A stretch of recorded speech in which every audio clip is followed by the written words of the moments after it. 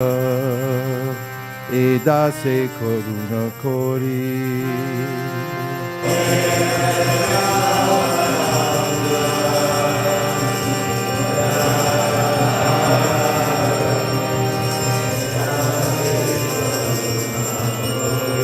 Oh hey Vaishnava Saku Doyara Sagara Idase Koruna Kori.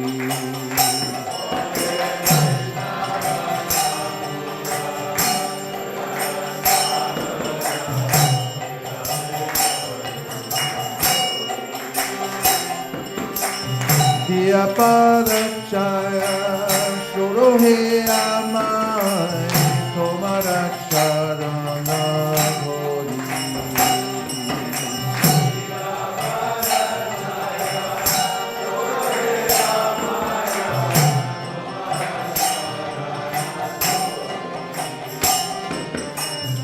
Chaya Vega Domi Chaya Gosha Shogi Chaya Guna Deho Dase.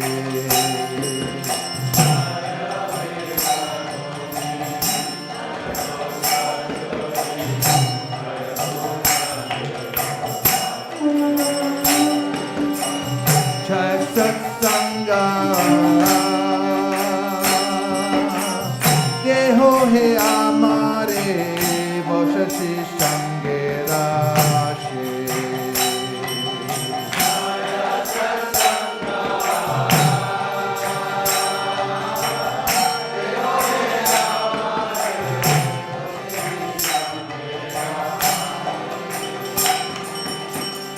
Ekaki Amara Naipai Bolo Arinama Sankirtane.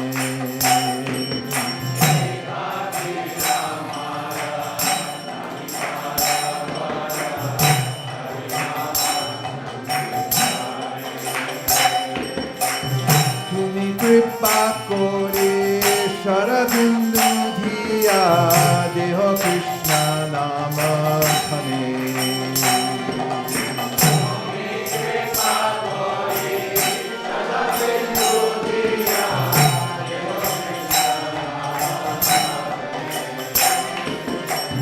Krishna se tomar, Krishna dite paro, tomara shakriya che.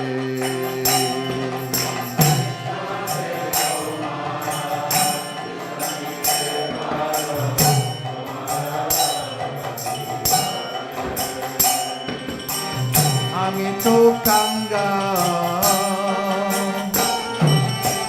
Krishna Krishna Bole Data Pache Pache. Amito Kanga Krishna Krishna Bole Data Pache Pache. Oh hey Vaishnava Thakur Doyara Sagara Dasa Koruna Kori.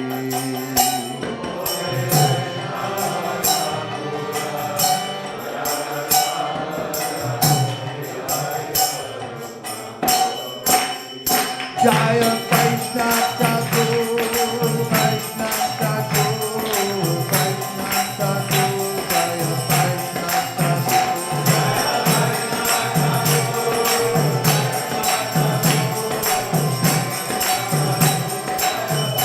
Jaya Jaya Prabhupada, Prabhupada, Prabhupada, Jaya Jaya Prabhupada.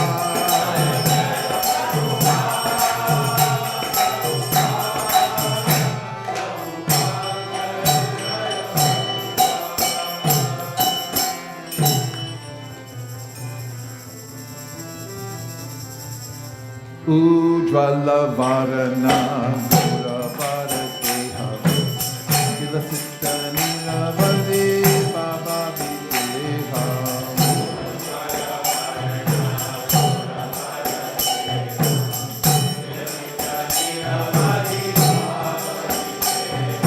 Sri Bhuvana Pavana Kripaya Lesham Sampranamam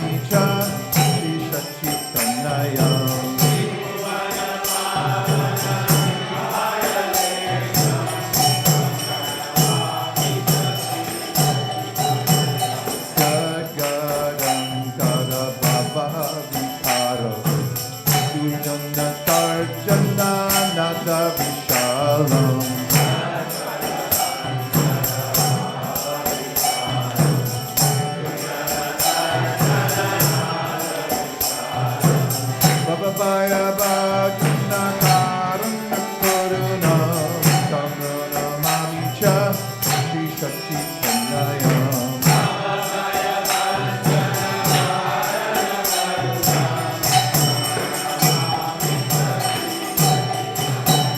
Harunam Bharagara Charu Kapola Hindu Vinindita Nakachaya Ruchiram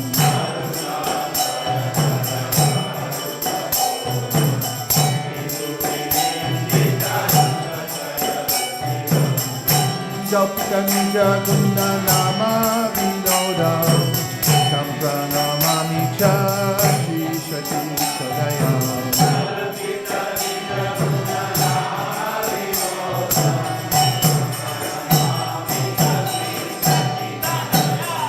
Vigalita Nayana Kamala Jaladaram Bhushana Navaratsa Baba Vikaram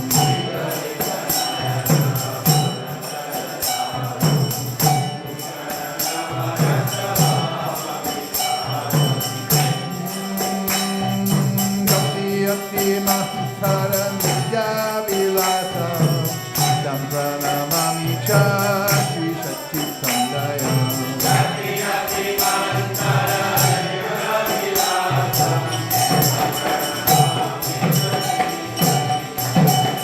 Chanchala Charu Charna Kapiru Chiram Manjira Ranjita Paradga Maduram Jai Shri Nandan Gaura Hari Ki Jai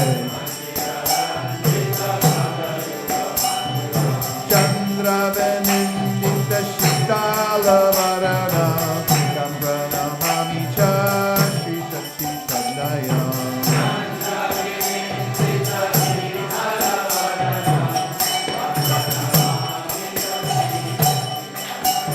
Kati Kati Tora Kandalu Kanda Yakale para mundita mundam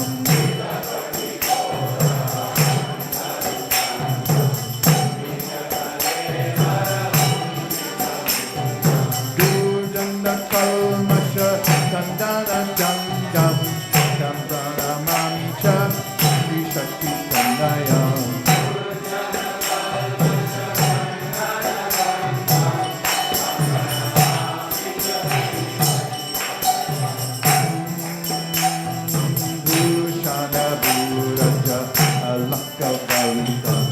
Sampita Bindara Rata Viram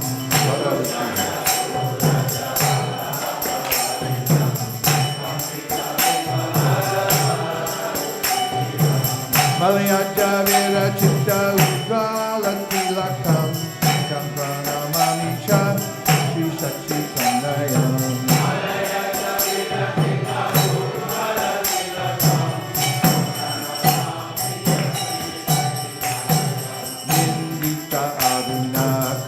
Dalanayan Ajanulam Pitta Shri Buddha Yugalam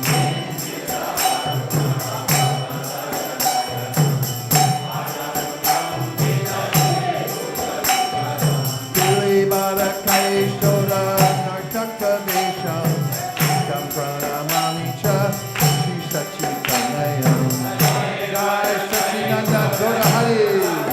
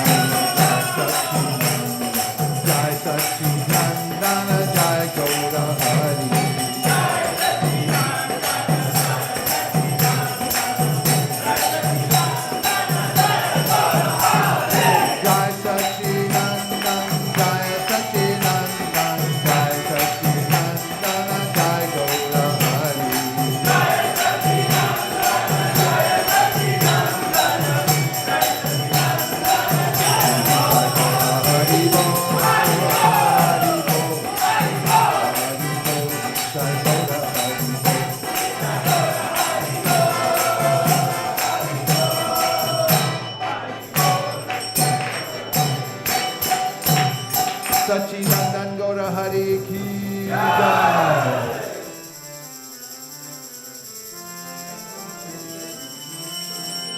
Vibhabari Shesha Aloka Nitrachari Prativa Bolo Hari Hari Mukunda Murari Rama Krishna Hayagriva Nrishinga Vamana Shri Madhusudana Brajanganandana Rama Putana Katha Saikavasharmana Jaya Jasharati Rama Yashoda Lala Govinda Vrindavana Purandara Gopi Priyajan Radhika Ramana Purana Sundara Bhaja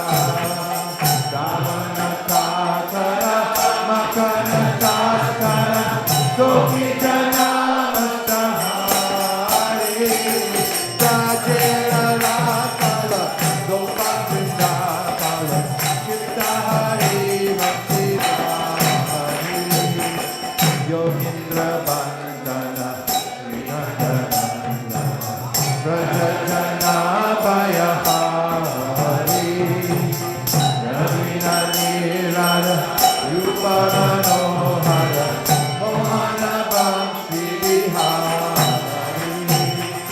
Yashoda Nandana Kamsa Nishurana Nikunja Dasa Vilasi Kadamba Kanana Rasa Palayana Vrinaviki Natimasi Ananda Vardhana Premani Ulasara Jojatama Gopandanadana Chitta Vinodana Samasta Guna Manadhama Namunajivana Keli Parayana Manasachandra Chakona Nachurara Jaya Krishna Jasa Rato Bhajana Manamora Hare Krishna Hare Krishna Krishna Krishna Hare Hare Hare Rama Hare Rama Rama Rama Hare Hare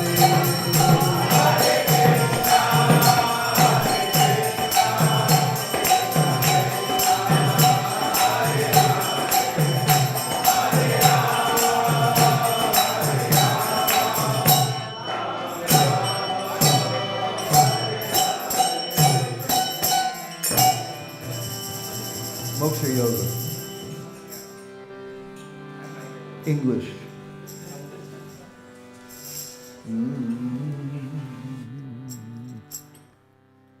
Arjuna said, O mighty armed one, I wish to understand the purpose of renunciation, Tyaga, and of the renounced order of life, sannyas, O killer of the Keshi demon, master of the senses. The Supreme Personality of Godhead said, the giving up of activities based material desire is what great learned men call the renounced order of life, sannyas.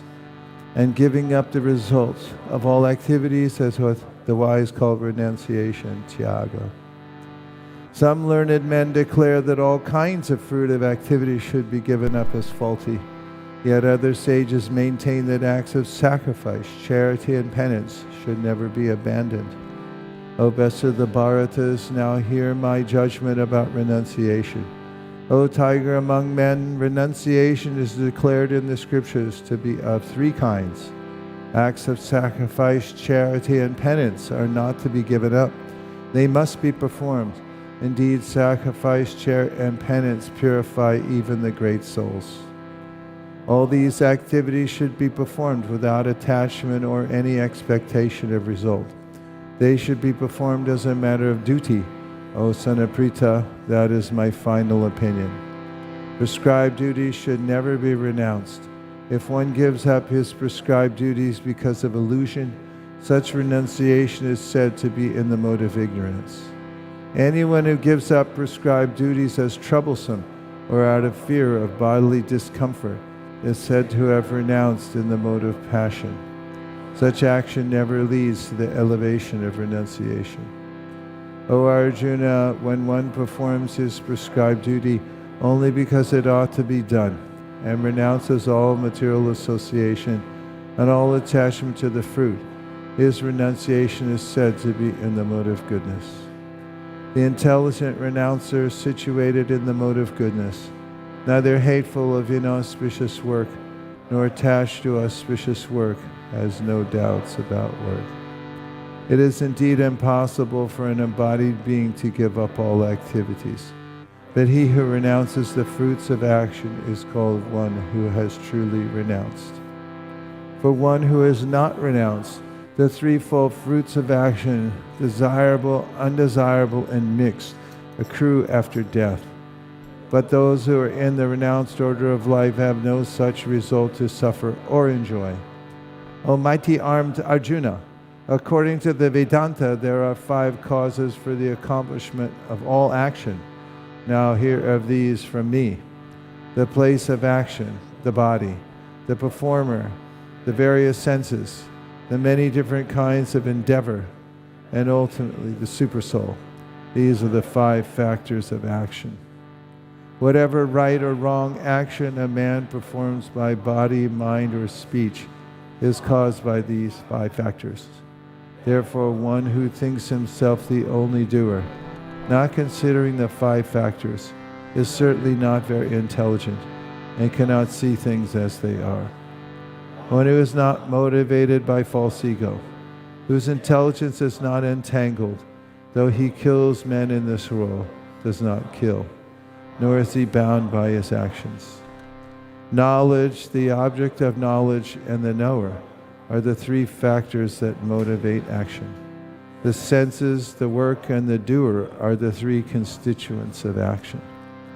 According to the 3 different modes of material nature, there are 3 kinds of knowledge, action, and performer of action. Now hear of them from me.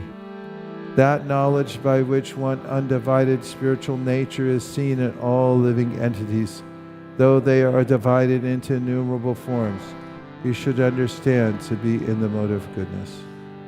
That knowledge by which one sees that in every different body there is a different type of living entity, you should understand to be in the mode of passion. And that knowledge by which one is attached to one kind of work as the all-in-all, without knowledge of the truth, and which is very meager, is said to be in the mode of darkness. That action which is regulated and which is performed without attachment, without love or hatred, and without desire for fruitive results is said to be in the mode of goodness. But action performed with great effort by one seeking to gratify his desires, and enacted from a sense of false ego, is called action in the mode of passion. That action performed in illusion, in disregard of scriptural injunctions, and without concern for future bondage or for violence or distress caused to others, is said to be in the mode of ignorance. One who performs his duty without association with the modes of material nature, without false ego, with great determination and enthusiasm, and without wavering in success or failure, is said to be a worker in the mode of goodness. The worker who is unattached, work and the fruits of work, desiring to enjoy those fruits, and who is greedy, always envious, impure, and moved by joy and sorrow, is said to be in the mode of passion. The worker who is always engaged in work against the injunctions of the scriptures, who is materialistic, obstinate, cheating, and expert in insulting others, and who is lazy, always morose, and procrastinating, is said to be a worker in the mode of ignorance. O winner of wealth, now please listen as I tell you in detail of the different kinds of understanding and determination according to the 3 modes of material nature. O son of Pritha, that understanding by which one comes to be done, and what ought not to be done, what is to be feared and what is not to be feared, what is binding and what is liberating, is in the mode of goodness.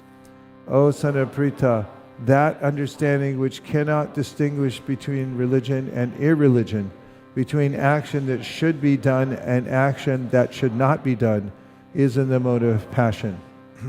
That understanding which considers irreligion to be religion, and religion to be irreligion under the spell of illusion and darkness, and strives always in the wrong direction, O Partha, is in the mode of ignorance. O son of Pritha, that determination which is unbreakable, which is sustained with steadfastness by yoga practice, and which thus controls the activities of the mind, life, and senses, is determination in the mode of goodness. But that determination by which one holds fast the fruit of results in religion, economic development, and sense gratification is of the nature of passion, O Arjuna.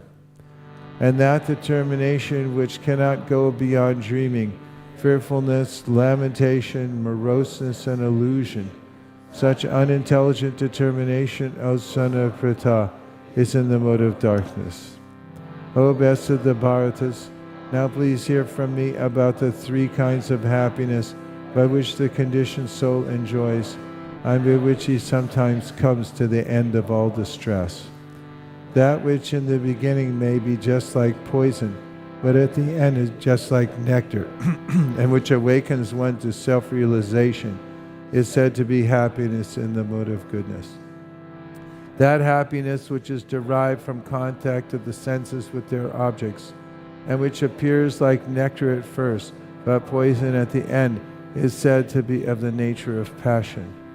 And that happiness which is blind to self-realization, which is delusion from beginning to end, and which arises from sleep, laziness, and illusion, is said to be of the nature of ignorance. There is no being existing, either here or among the demigods, in the higher planetary systems, which is freed from these three modes born of material nature. Brahmanas, Kshatriyas, Vaishyas, and Shudras are distinguished by the qualities born of their own natures in accordance with the material modes, O chastiser of the enemy. Peacefulness, self-control, austerity, purity, tolerance, honesty, knowledge, wisdom, and religiousness. These are the natural qualities by which the Brahmanas work. Heroism, power, determination, resourcefulness, courage in battle, generosity, and leadership are the natural qualities of work for the Kshatriyas. Farming, cow protection, and business are the natural work for the Vaishyas. And for the Shudras, there are labor and service to others. By following his qualities of work, every man can become perfect. Now please hear from me how this can be done. By worship of the Lord, who is the source of all beings and who is all-pervading, a man can attain perfection through performing his own work. It is better to engage in one's own occupation, even though one may perform it imperfectly, than to accept another's occupation and perform it perfectly. Duties prescribed according to one's nature are never affected by sinful reactions. Every endeavor is covered by some fault, just as fire is covered by smoke. Therefore, one should not give up the work born of his nature, O son of Kunti, even if such work is full of fault. One who is self-controlled and unattached, and who disregards all material enjoyments, can obtain by practice of renunciation the highest perfect stage of freedom from reaction. O son of Kunti, learn from me how one who has achieved this perfection can attain the stage of highest knowledge. The stage of highest knowledge, by acting in the way I shall now summarize. Being purified by his intelligence and controlling the mind with determination, giving up the object of sense gratification, being free from attachment and hatred, one who lives in a secluded place, who eats little, who controls his body, mind, and power of speech, who is always in trance, and is detached, free from false ego, false strength, false pride, lust, anger, and acceptance of material things, free from false proprietorship, and peaceful, such a person is certainly elevated to the position of self-realization. One who is thus transcendently situated at once realizes the Supreme Brahman and becomes fully joyful. He never laments or desires to have anything. He is equally disposed toward every living entity. In that state he attains pure devotional service unto me. One can understand me as I am, as the Supreme Personality of Godhead, only by devotional service, and when one is in full consciousness of me by such devotion, he can enter into the kingdom of God. Although engaged in all kinds of activities, my pure devotee, under my protection, reaches the eternal and imperishable abode by my grace. In all activities, just depend upon me and work always under my protection. In such devotional service, be fully conscious of me. If you become conscious of me, you will pass over all the obstacles of conditioned life by my grace. If, however, you do not work in such consciousness, but act through false ego, not hearing me, you will be lost. If you do not act according to my direction, and do not fight, then you will be falsely directed. By your nature, you'll have to be engaged in warfare. Under illusion, you are now declining to act according to my direction. But compelled by the work born of your own nature, you will act all the same, O son of Kunti. The Supreme Lord is situated in everyone's heart, O Arjuna, and is directing the wanderings of all living entities who are seated as on a machine made of the material energy. O scion of Bharat, surrender unto him utterly. By his grace you will attain transcendental peace and the supreme and eternal abode. Thus I have explained to you knowledge still more confidential. Deliberate on this fully, and then do what you wish to do. Because you are my very dear friend, I am speaking to you my supreme instruction, the most confidential knowledge of all. Hear this from me, for it is for your benefit. Always think of me, become my devotee, worship me, and offer your homage unto me. Thus you will come to me without fail. I promise you this because you are my very dear friend. Abandon all varieties of religion and just surrender unto me. I shall deliver you from all sinful reactions. Do not fear. This confidential knowledge may never be explained to those who are not austere or devoted or engaged in devotional service, nor to one who is envious of me. One who explains this supreme secret to the devotees, pure devotional service is guaranteed, and at the end he will come back to me. In this world more dear to me than he, nor will there ever be one more dear. And I declare that he who studies this sacred conversation of ours worships me by his intelligence. And one who listens with faith and without envy becomes free from sinful reactions and attains to the auspicious planets where the pious dwell.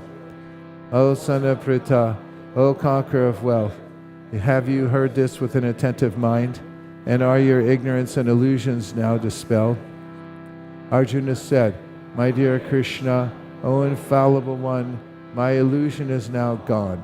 I have regained my memory by your mercy. I am now firm and free from doubt, and am prepared to act according to your instructions. Sanjaya said, Thus have I heard the conversation of two great souls, Krishna and Arjuna, and so wonderful is that message that my hair is standing on end. By the mercy of Vyasa, I have heard these most confidential talks directly from the master of all mysticism, Krishna, who is speaking personally to Arjuna. O King, as I repeatedly recall this wondrous and holy dialogue between Krishna and Arjuna, I take pleasure being thrilled at every moment. O King, as I remember the wonderful form of Lord Krishna, I'm struck with wonder more and more, and I rejoice again and again. Wherever there is Krishna, the master of all mystics, And wherever there is Arjuna, the supreme archer, there will also certainly be opulence, victory, extraordinary power, and morality. That is my opinion. Srimad Bhagavad Gita ki jai. Go Premanande Hari Hari Bol. Guru Puja. A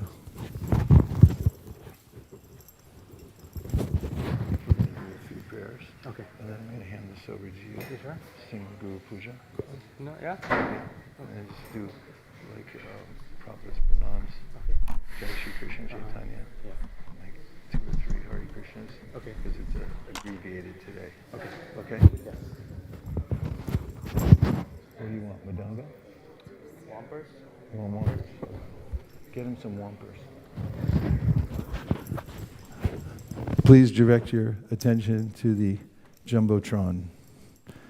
Nama Shreshtam Manamapi Shachiputram Atra Sarupam Shirupam Tasyagrajam Uruparim Matarim Goshtavating Radha Kundam Girivaramoho Radhika Madhavasham Rapto Yasya Pratita Kripaya Shri Gurum Tam Natosmi He Guru Jnanadadina Bandho Swananda Data Karunaika Sindho Vrindavana Sinahitavata Rasida Radha Pranaya Prachara He Dinabando Karunaika Sindho Kuru Prasadam Mayamanda Mudhe Laksha Parade Bahupapa Gadhe Tatpada Padme Sumatishta Krishne Naivo Payantya Pachitim Kavayasta Vesha Ramayushapi Kritam Riddhamudasmaranta Yontar Bahisthanubratam Ashubham Vadunvan Acharya Chaitya Vapusha Swagatim Yanakti. I bow down to the beautiful lotus feet of my spiritual master, by whose causeless mercy I have obtained the supreme holy name, the divine mantra, the service of the son of Shachimata, the association of Srila Sarup Damodar, Rupa Goswami and his older brother Sanatan Goswami, the supreme abode of Mathura, the blissful abode of Vrindavan, the divine Radhakund and Govardhan Hill, and the desire within my heart for the loving service of Sri Radhika and Madhava in Vrindavan. O spiritual master, O giver of divine wisdom, O friend of the fallen, you are the giver of your own bliss, and you are the only ocean of mercy. Although dwelling at Vrindavan, you have descended for the welfare of fallen souls like myself, and you are preaching the divine love of Radha for Krishna. Please be kind upon me. O friend of the lowly, O Gurudev, you are the only ocean of mercy. I am a dull fool and have committed hundreds of thousands of offenses. I have fallen into a dense myriad of sins. Therefore, grace me with your mercy so that my mind may be fixed on your lotus feet and on Sri Krishna. O my Lord, transcendental poets and experts in spiritual science could not fully express their indebtedness to you, even if they were endowed with the prolonged lifetime of Brahma, for you appear in 2 features, externally as the Acharya and internally as the Supersoul, to deliver the embodied living being by directing how to come to you. The lotus feet of our spiritual master are the only way by which we can attain pure devotional service. I bow to his lotus feet with great awe and reverence. By his grace, one can cross the ocean of material suffering and obtain the mercy of Krishna. Our only wish is to have our consciousness purified by the words emanating from his lotus mouth. Attachment to his lotus feet is the perfection that fulfills all desires. He opens our darkened eyes and fills our hearts with transcendental knowledge. He is our Lord, birth after birth. From him ecstatic prema emanates. By him ignorance is destroyed. The Vedic scriptures sing of his character. Our spiritual master is the ocean of mercy, the friend of the poor, and the Lord and master of the devotees. O Master, be merciful unto us. Give us the shade of your lotus feet.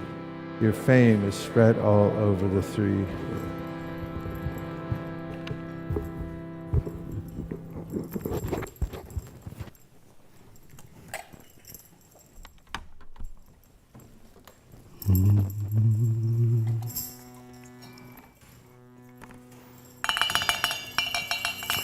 Shri Guru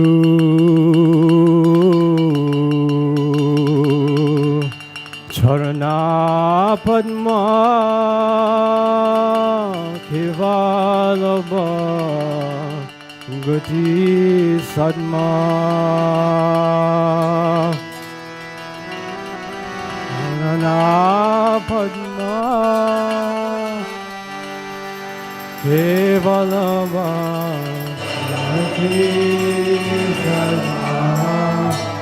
Shri Guru Charana Padma Devalava Gati Sadma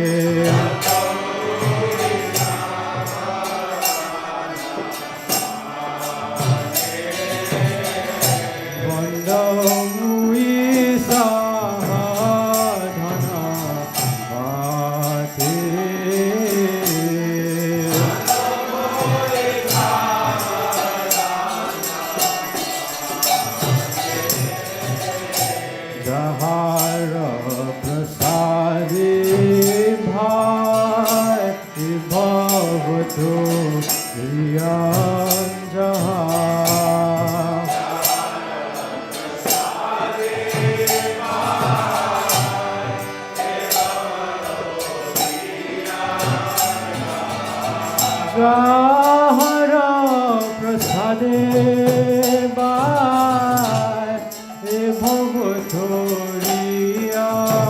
Jaha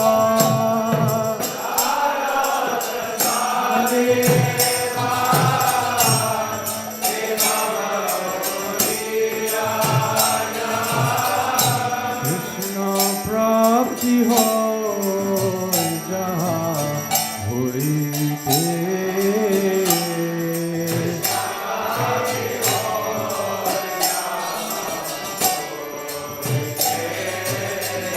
Krishna Prapti Hoy Jaha Hoite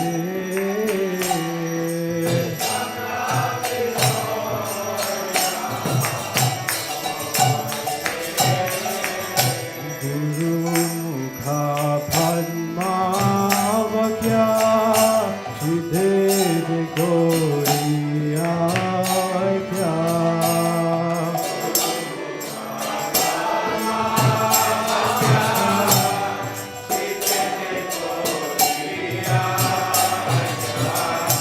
Guru Mukha Padma Vakya Chide Goriya Kya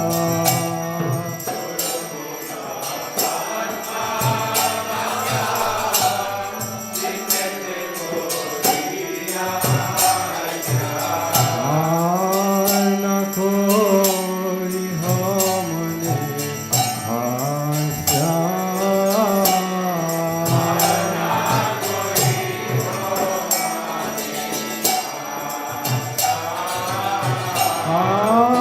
na koi hamne asya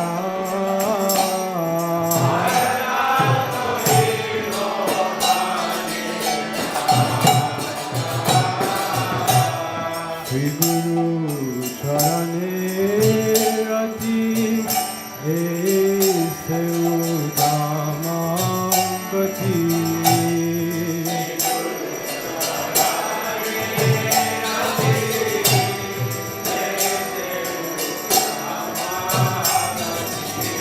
Shri Guru Charane Rati Aise Udamam Gati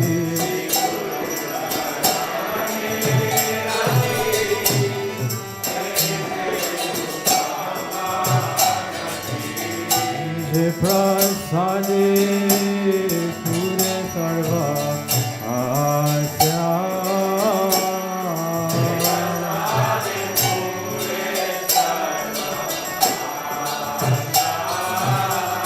Je prasade pure sarva asya.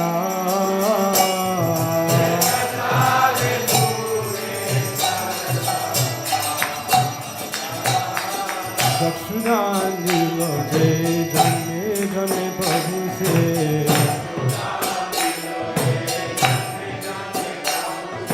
चक्षुदान दिलोगे जन्मे जन्मे प्रभु से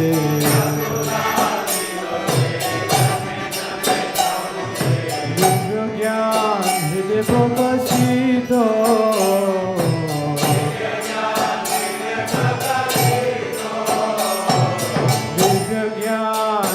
প্রকাশিত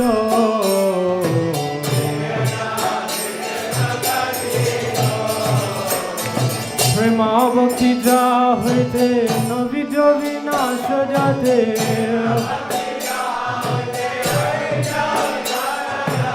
প্রেম ভক্তি যা হইতে নবীজ বিনাশ যাতে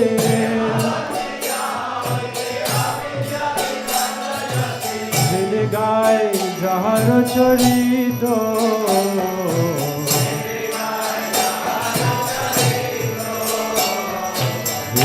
গায় যাহার চরিত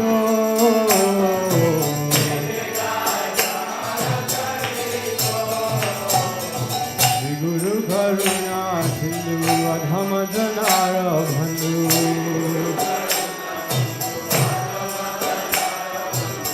Guru Karuna Sindhu Adhama Janar Bandhu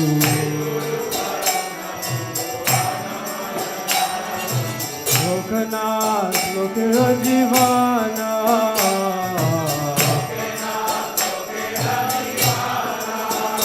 Shiva Prabhupada Lokera Jivana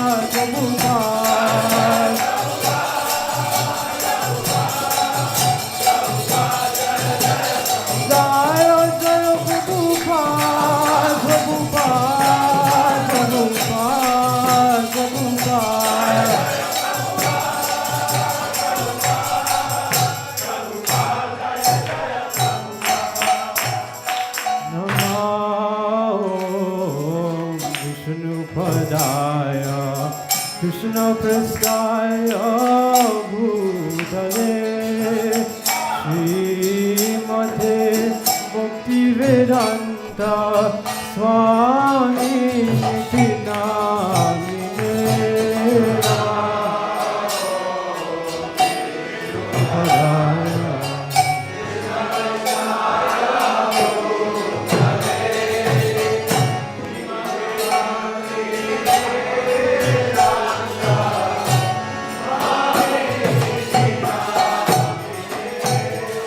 Namaste Saraswati Deve Gauravani Pracharine Vaisesika Shunyavadi Pashtadani Sadharine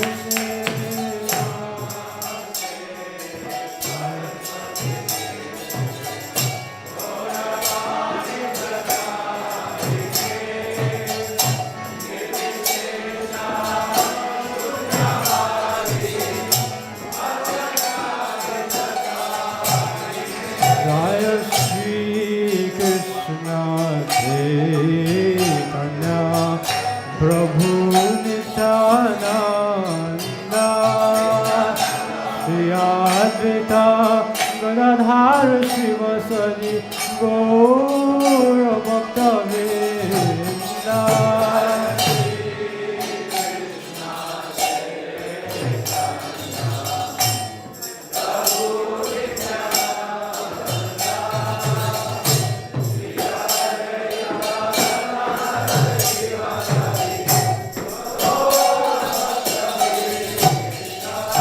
Jaya Shri Krishna Chaitanya Prabhu Nityananda Shri Advaita Gadadhar Shivasadi Gaur Bhakta Vrinda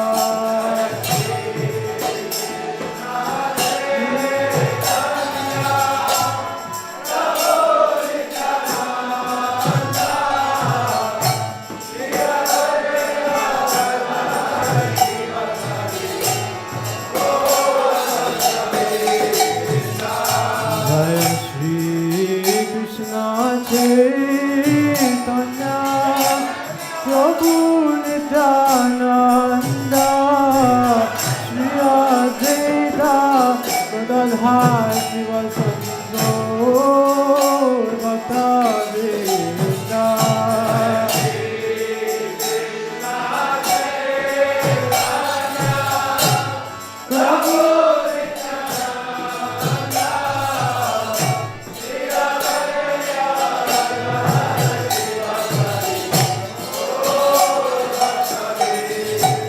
Hare Krishna,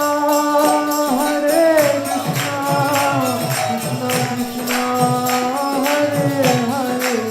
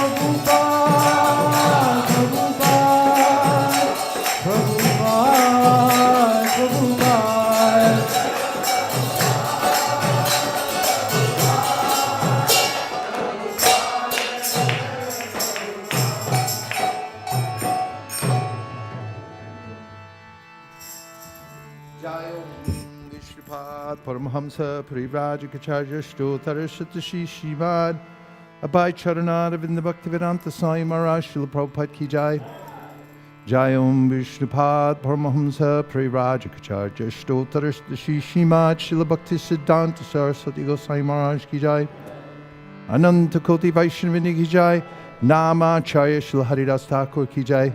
Prem Gaho Shri Krishna Chaitanya Prabhu Nityananda Sri Advaita Gadadhara Shiva Sri Gaur Bhaktivinoda Ki Jai. Sri Sri Radha Krishna Gogopinath Shamakund Radhakund Giri Govardhan Ki Jai. Sri Vrindavan Nam Ki Jai. Sri Mayapur Navadip Dham Ki Jai. Sri Jagannath Puri Dham Ki Jai. Tulsi Devi Bhakti Devi Ki Jai. Jamuna Devi Ganga Devi Ki Jai. Sampeta Bhaktivinoda Ki Jai. All glories to the assembled devotees. All glories to the assembled devotees. All glories to the assembled devotees. Gaur Premanande Hari Hari Bo. Srimad Bhagavatam class.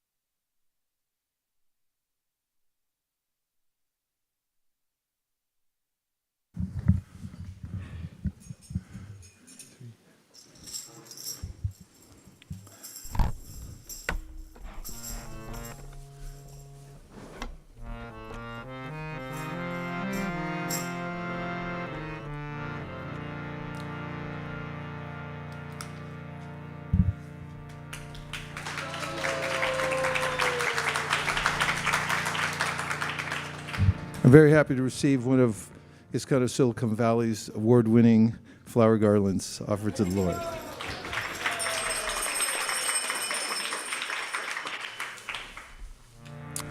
I've yet to find better craftsmanship anywhere and such devotion. Of course, Devotion's ever increasing everywhere, but these are something special. Thank you to the whole crew who put their heart and soul into making garlands. You make our lives better, happier. Hare Krishna.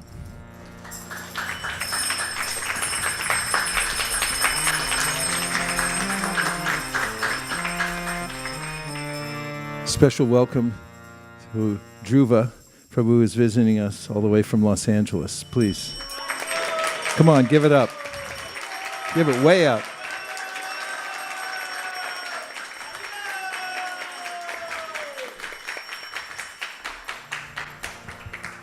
He's on the future leaders of ISKCON and the world list.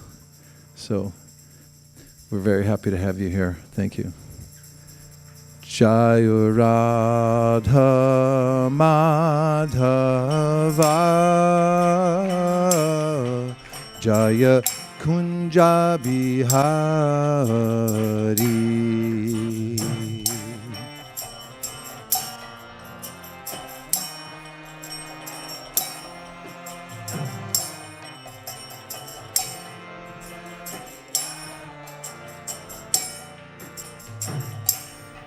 Jaya Radha Madhava Jaya Kunja Bihari.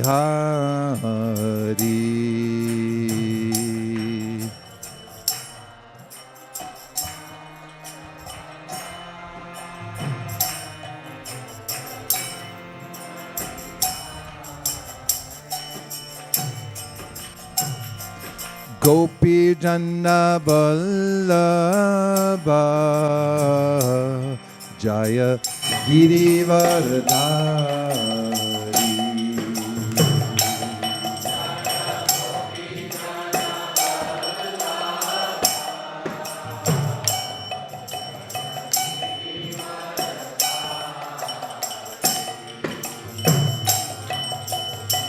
Gopi Janna Vallabha Jaya Girivardhari.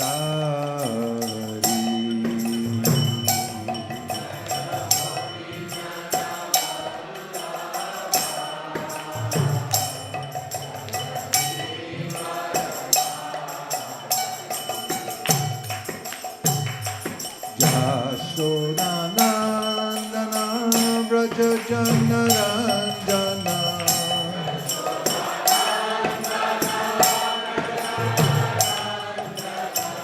Yashodanandana Braja Jana Ranjana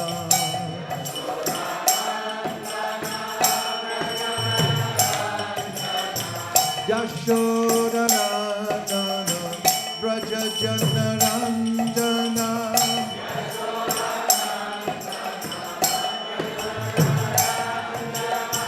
Yashodanandana Braja Jana Ranjana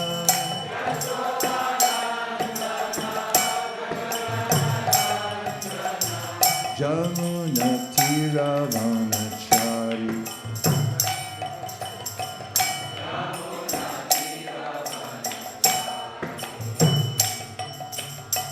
Jamuna Tiravanachari.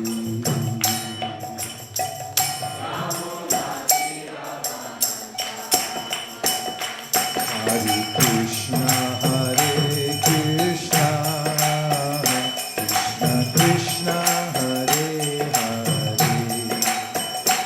Hare Rama, Hare Rama, Rama Rama, Hare Hare.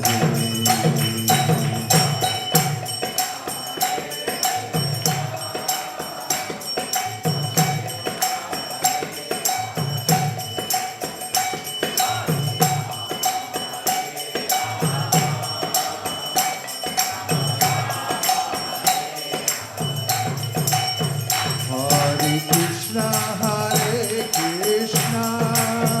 Krishna Krishna, Hare Hare, Hare Rama, Hare Rama, Rama Rama, Hare Hare.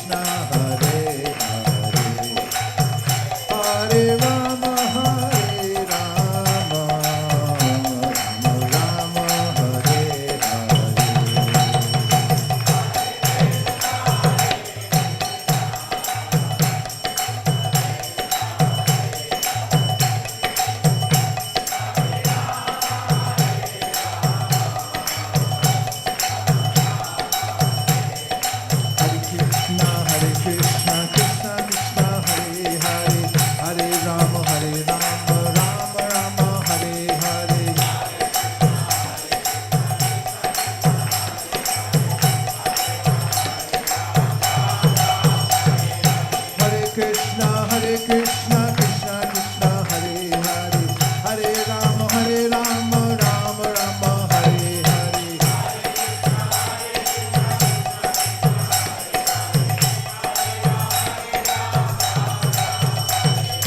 Hare Krishna, Krishna Krishna, Hare Hare, Hare Rama, Rama Rama, Hare Hare.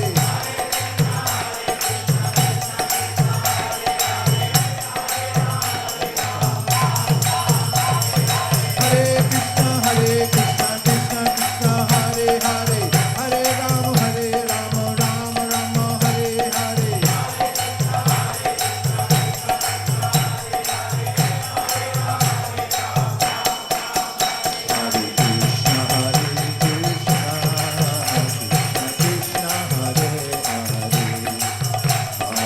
Hare, Hare Rama, Rama Rama, Hare Hare.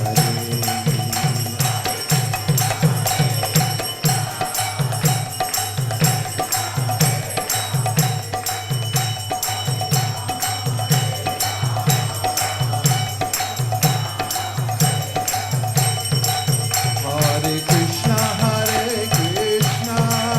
Krishna Krishna, Hare Hare, Hare Rama, Rama Rama, Hare Hare.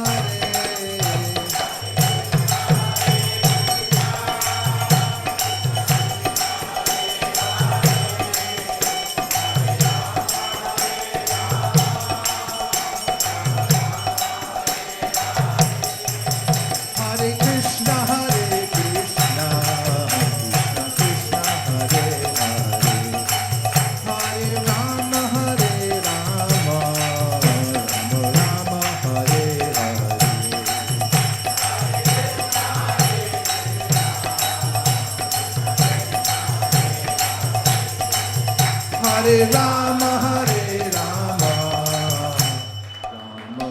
Rama, Hare Hare.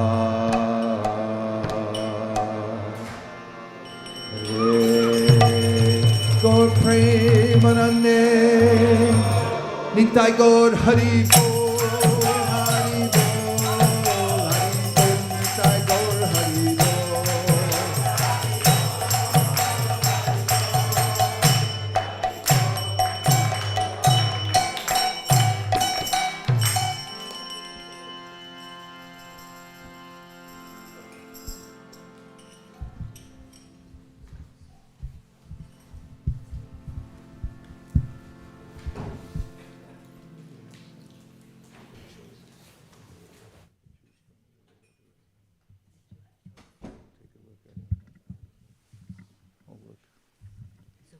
Yeah. Om Namo Bhagavate Vasudevaya. Om Namo Bhagavate Vasudevaya. Om Namo Bhagavate Vasudevaya. Narayanam Namaskritya Naram Chaiva Narottamam Devim Sarasatim Vyasam Tato Jayam Udiraye. Krishnangi Gopi, please reveal the new invocation verses. It's almost settled. There's one I might take out. Does she have them? Hare Krishna. There it is. Everyone ready? We just keep, like the little frog, you keep turning up the heat until it boils. Pretty soon, if you keep adding more shlokas, there's nothing more to do in life. Call in sick. Vagisha yasya varane lakshmi yasya chavakshasi yasyaste hridaya sambit tam nrsingham maham bhaje. I worship Lord Nrsinga. within whose mouth reside the great masters of eloquence, upon whose chest resides the goddess of fortune, and within whose heart resides the divine potency of consciousness. Sampradaya vashudartam sviya nirbandhayantritaha shruti stuti nita vakyam karishami yatamati. Desiring to purify my sampradaya and being bound by duty, I will briefly comment on the prayers of the personified Vedas to the best of my realization. Srimad Bhagavatam Purvai Sarata Sanideshtatam Maya Tutad Upasprishtam Uchishtam Upachiyate. Inasmuch as Srimad Bhagavatam has already been perfectly honored by my predecessors' explanations, I can only gather together the remnants of what they have honored. Srila Vishwanath Chakravarti Thakur. Mama Ratna Vanik Bhavam Ratnanyam Parchitan Vata Hasantu Santo Che Remi Naswa Swanta Vinoda Krit. The saintly devotees may laugh at me for becoming a jewel merchant, though I know nothing about precious jewels, but I feel no shame, for at least I may entertain them. Namesti Vaidushyapi Napi Bhaktir Vihaktiraktir Natatapi Loyad Suturmanan Eva Bhavani Veda Stutyarti Chintamani Rashi Grantnu. Though I have no wisdom, devotion, or detachment, I am still greedy to take the philosopher's stone of the Vedas prayers from the fortress in which it is being kept. Mam nishchayankam aravekavayu pravartete patayitum balachched likham yata swami sanatana shri krishnam gribhastamba kritam valamba. It's got your name in it. And if the wind of indiscretion my failure to acknowledge my lowly position, threatens to knock me down, then while writing this commentary, I must hold on to the effulgent pillars of the feet of Sridhar Swami, Sanatana Goswami, and Lord Krishna. Pranamya Shri Gurum Bhuya Shri Krishnam Karanamalam Lokanatham Jagatchakshu Shri Shukam Tam Upashraye. Repeatedly bowing down to my divine spiritual master and to Lord Shri Krishna, the ocean of mercy, I take shelter of Shri Shukadev Goswami, the protector of the world and its universal eye. Hare Krishna, Krishna Krishna, Hare Hare, Hare Rama, Rama Rama, Hare Hare. Om Jnanatimirandasya Gyananjana Shalakaya Chakshurum Militam Dena Tasmai Shri Gurave Namaha. Jaya Shri Krishna Chaitanya Prabhu Nityananda Shri Advaita Gadadhara Shivasari Gaura Bhakta Vrinda. Nitai Namineche Namirhate Sharamuye Nam Tite Chere. Nitai Namineche Namirhate Sharamuye Nam Tite Chere. Hare Krishna, Krishna Krishna, Hare Hare, Hare Rama, Rama Rama, Hare Hare.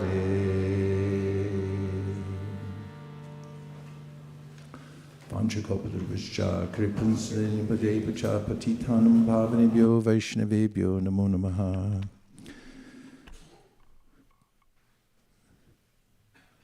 Throughout the Srimad Bhagavatam, we find incidences of those who don't have devotion, or have devotion but it's mixed with some desire, who then completely cross the ocean of the material world in various ways to come to the point of complete integrity. And that integrity is the revelation that Recording in progress. I'm part and parcel of Krishna. Krishna is my eternal master, and I'm his servitor, and I want nothing more than this. And there are various case studies throughout the Bhagavatam that we can look at this morning and appreciate that everybody comes to this point of acknowledging and re-entering one's constitutional nature, one's constitutional attitude as an eternal servant of Krishna, which is the only relief in this world. All else is struggle. As Krishna mentions in the Srimad Bhagavad Gita, Mamai Vamsho Jiva Loke Jiva Bhuta Sanatana Manak Shastran Indriyani Prakritistani Karshati. That there's an ongoing struggle within the mind of every living entity who's actually part and parcel of Krishna. And the struggle has to do with the sense that one has a separate plan from the Lord. The path to failure is to have a lesser plan than is worthy of one's nature.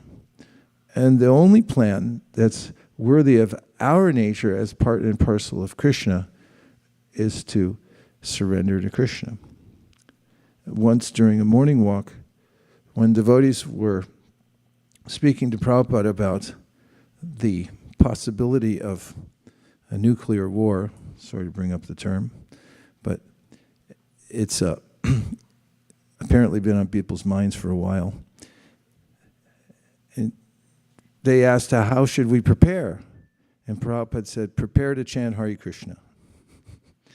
And that's the answer that he gave again and again. And ultimately, the material world never conforms to our desires.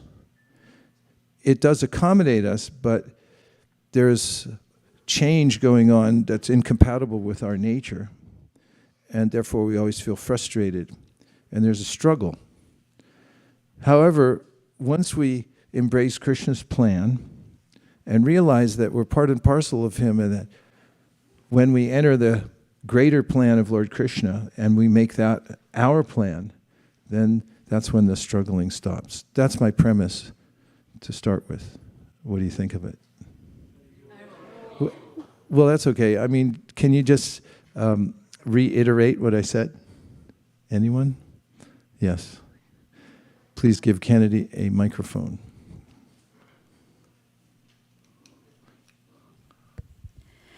Hare Krishna. We struggle with our lesser plans, and the only thing worthy of our time and existence is to surrender to Krishna. That'll work. It's a little long for a tattoo, but maybe not nowadays. It can go around and around. Thank you. Anybody else have anything they want to comment about the premise? If you disagree with it, then you can put an argument. Yes. I liked how you reminded that the only relief in this world is to think of ourselves being an eternal servant of Krishna. That brings, fulfillment, and you think that nothing I'm doing is associated with who I really am. So, yeah. Such a nice point. Thank you for bringing it up.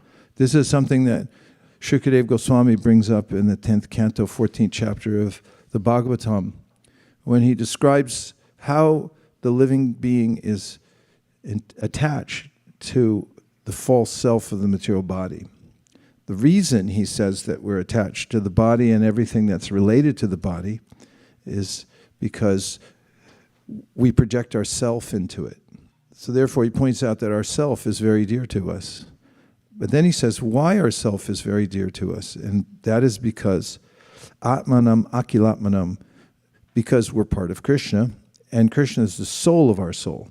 So he asks us then to extrapolate from this and understand that if I'm this attached to my body and to everything in relation to my body, mistakenly, because I'm projecting myself into it and saying that's me, and that I'm only attached to my body because I'm in it, and I'm only attached to myself because I'm part and parcel of Krishna, what if I go one step backwards and find out that the source of myself, or the soul of my soul, or Suhrit, my best friend, who is all-powerful and all-merciful, and always with me. And if one does that and realizes that my ultimate interest is in giving myself to Krishna in service, that's how I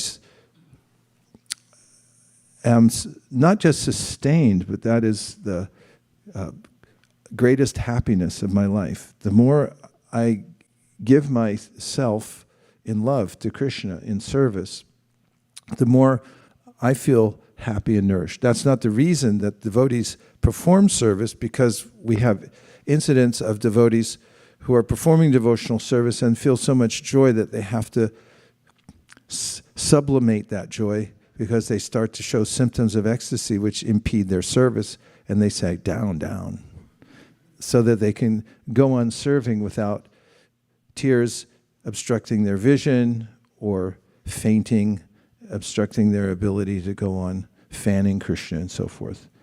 So the devotee's constitutional position is to serve Krishna in happiness, and when I fall out of alignment with that service, then the Bhagavatam says, Bhayam dvitiya abhinibesha tasyad ishadape tasya viparyo smriti.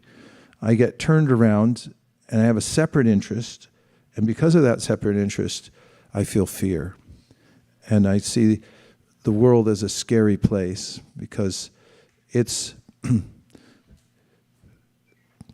constantly changing and it's out of my control, and I feel quite awkward here in this world until I see everything as paraphernalia to be used in Krishna's service. So there are a few examples that I would like to speak about. One is Dhruva Maharaj.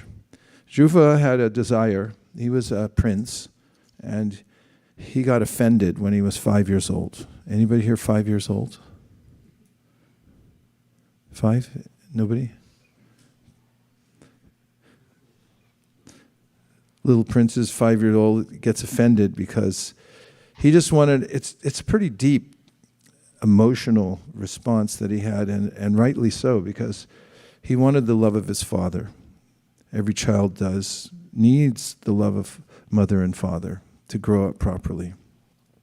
And Dhruva had an interesting situation because he was a prince, and he had several mothers, one biological mother, and then there was another queen who was his stepmother, and she was an envious type of person. That is, she considered her son more important than Dhruva.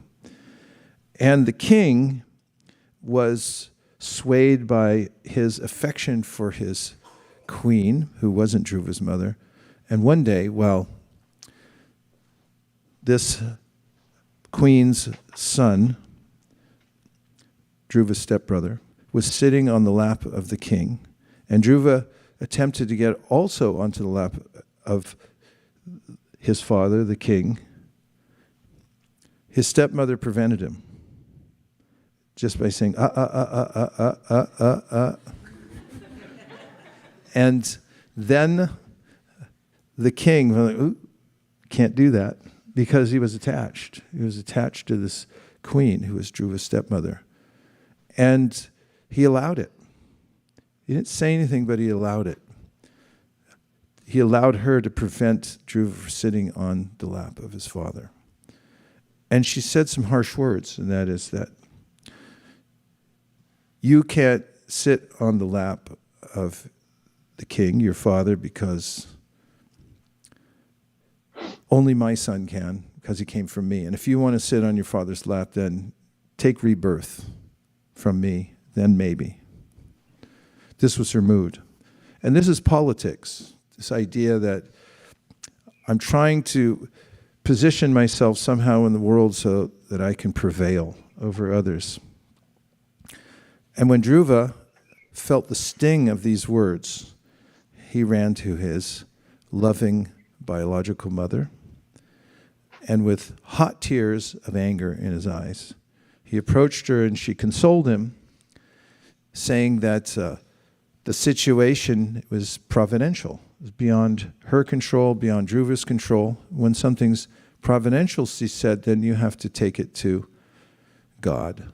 He's the only one who can solve your problems. It's really sage advice.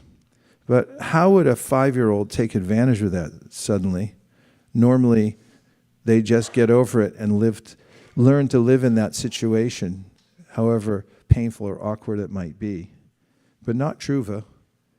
He took that to heart. That's interesting that someone at that age would take that admonition to heart and suddenly then decide a course of action based on the mother's further advice, which was that if you want to find God, you have to go to the forest. So leaving home, especially if you're a prince, you live in a palace, and the rest is wilderness and unknown territory. Dhruva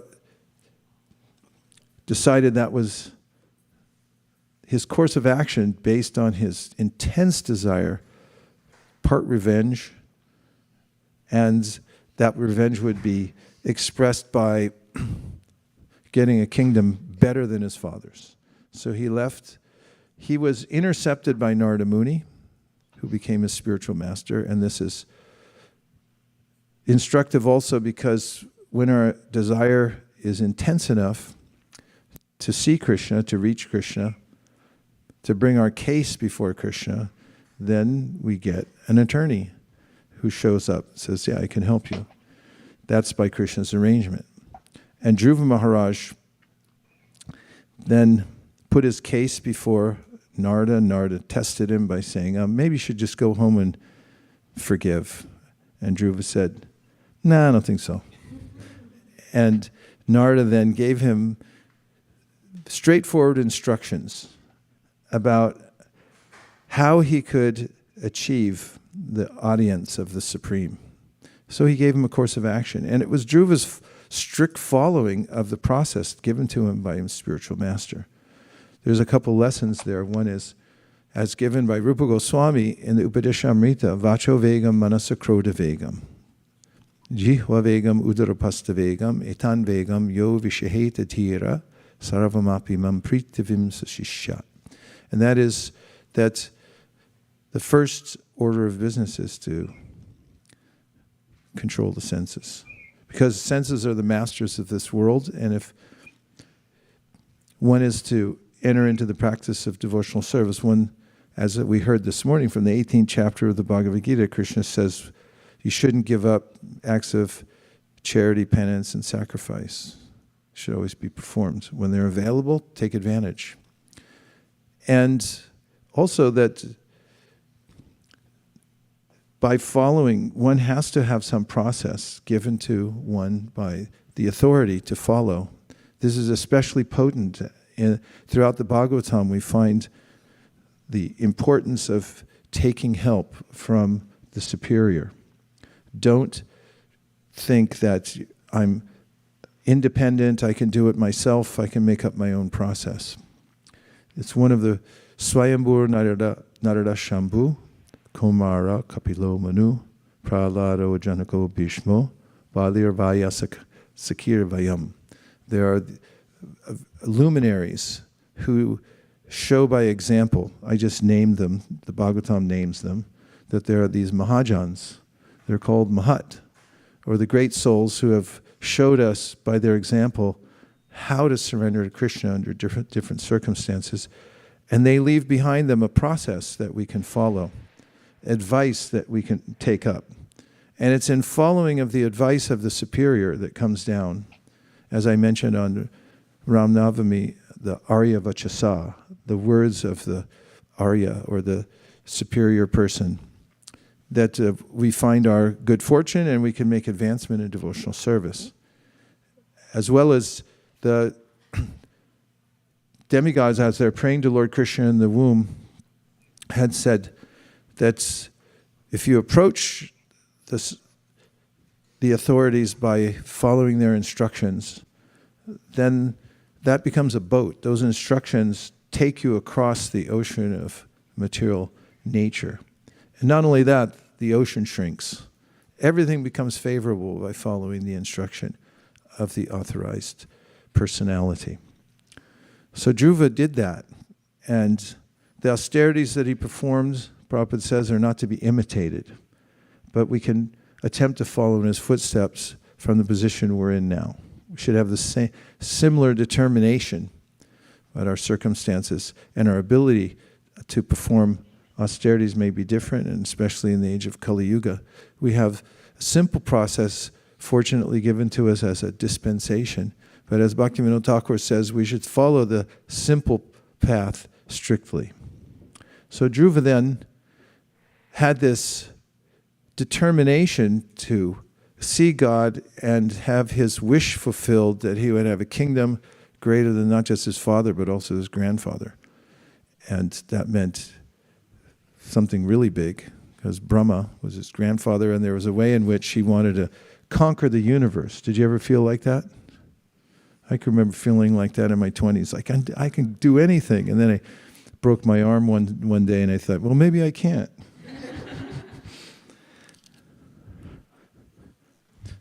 Won't even say how I did it.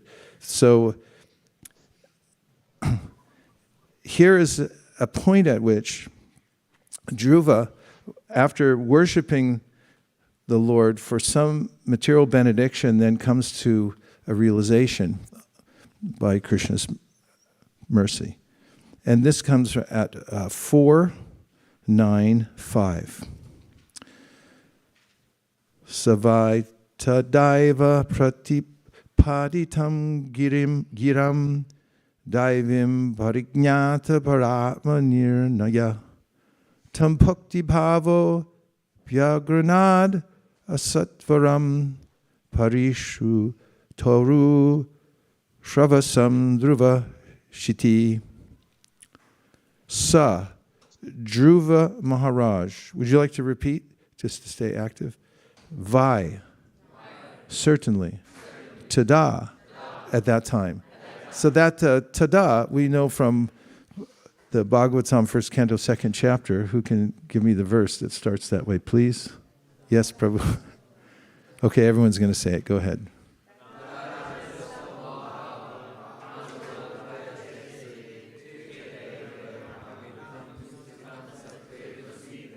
And this is prevalent in today's vernacular, where you go, ta-da! Like, here it is. So everyone's looking for that point at which, oh, I'm noticing a difference. And this ta-da means, yeah, that comes. There is a time when it does come. So take it from the powerful voice of the Bhagavatam that you will come to that point if you persevere. Even the famous footballer, I don't know his first name. His last name is Messi? Macy? I hope I didn't offend anybody. What? Lionel Messi. Lionel Messi, I saw on a poster in the Bangkok airport, and it said, I became an overnight success after 17 years. And everyone has a history. So, tada means there is a point in the life of the jiva here in this material world. Firstly, the jiva becomes ensconced in matter to the degree that he thinks he is matter.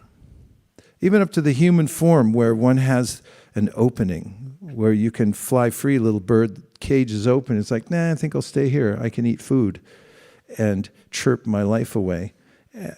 But in even the lower species of life, there's no even possibility for introspection and consideration of causality.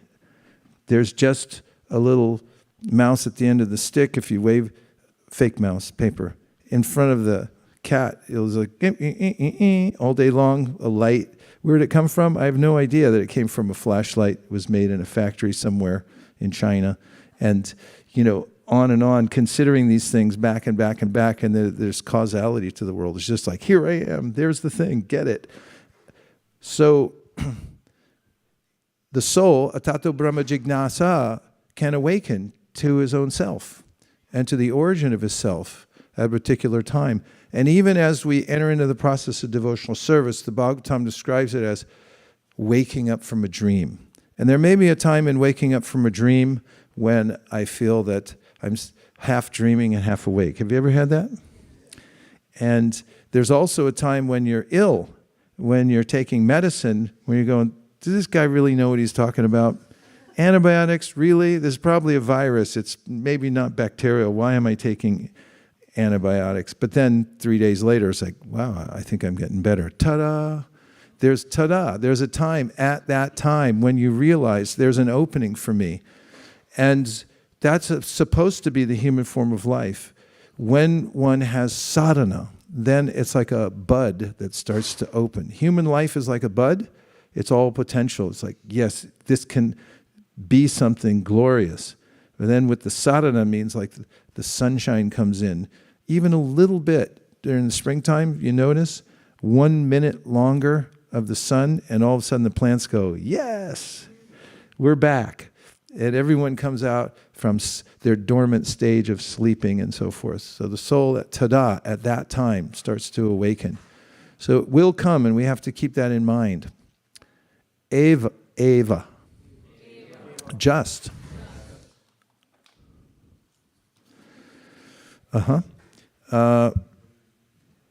Pratipaditam. Having attained. Giram. Speech. Daivim. Transcendental. Parignata. Understood. Para-atma.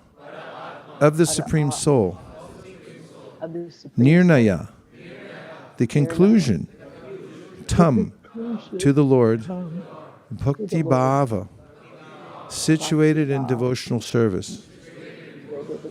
Abhyagranat. Offered prayers. Asatvaram. Without any hasty conclusion. Parishutta. Widely known. Uru Shravasam.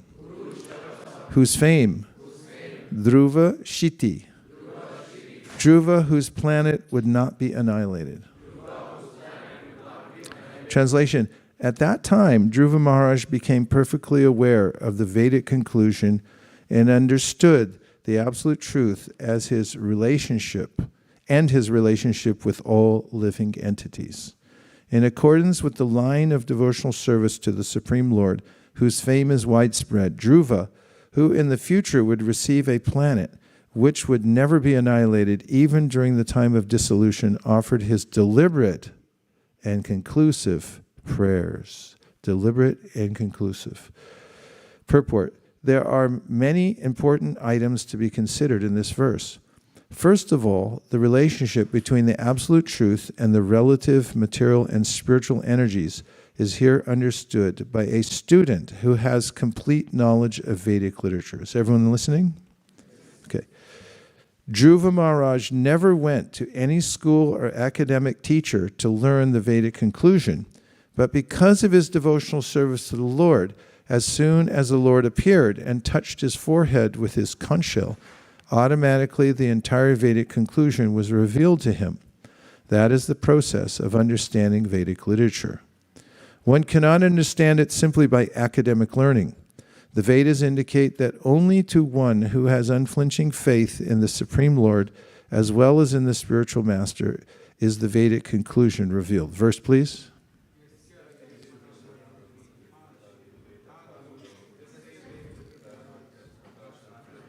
If you don't know that verse, get it and get a tattoo on the way home. Prabhupada said, when he was asked once, what is the most important verse in all of the Vedic literatures?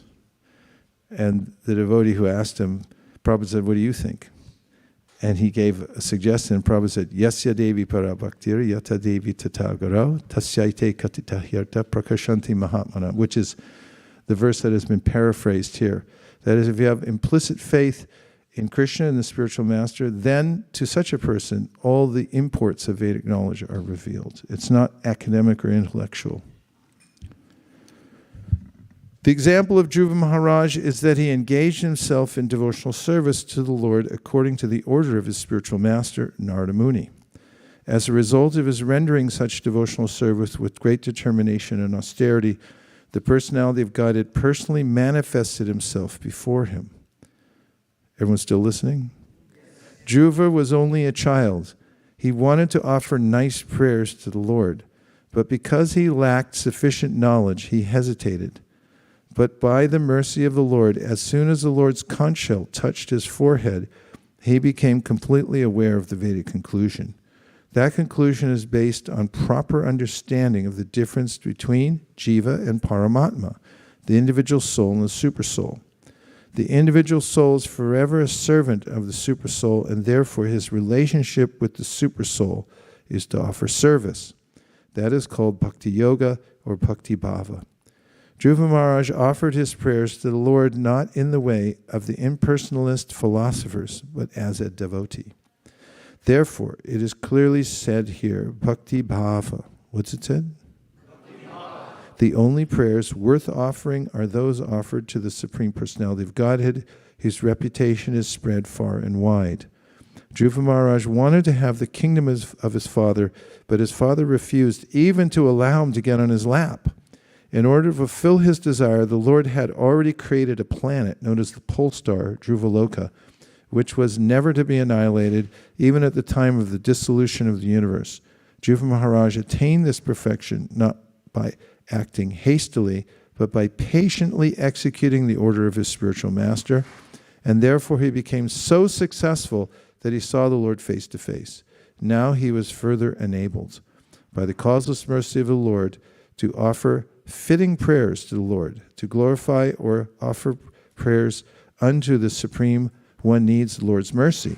One cannot write to glorify the Lord unless one is endowed with his causeless mercy. How did that strike you? Yeah? What about it struck you? Just give any specifics. Thank you. Yes. 1, 2. That line which says, not by acting hastily, but by patiently executing the order of his spiritual master, and therefore he became so successful that he saw the Lord face to face. That's really powerful.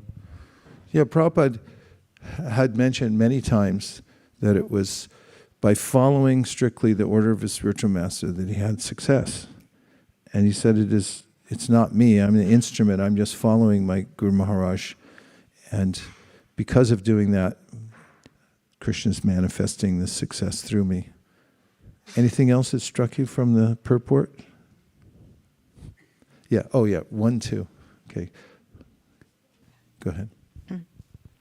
The sentence where it says that Dhruva had a desire to offer prayers, but he didn't have the knowledge to do so.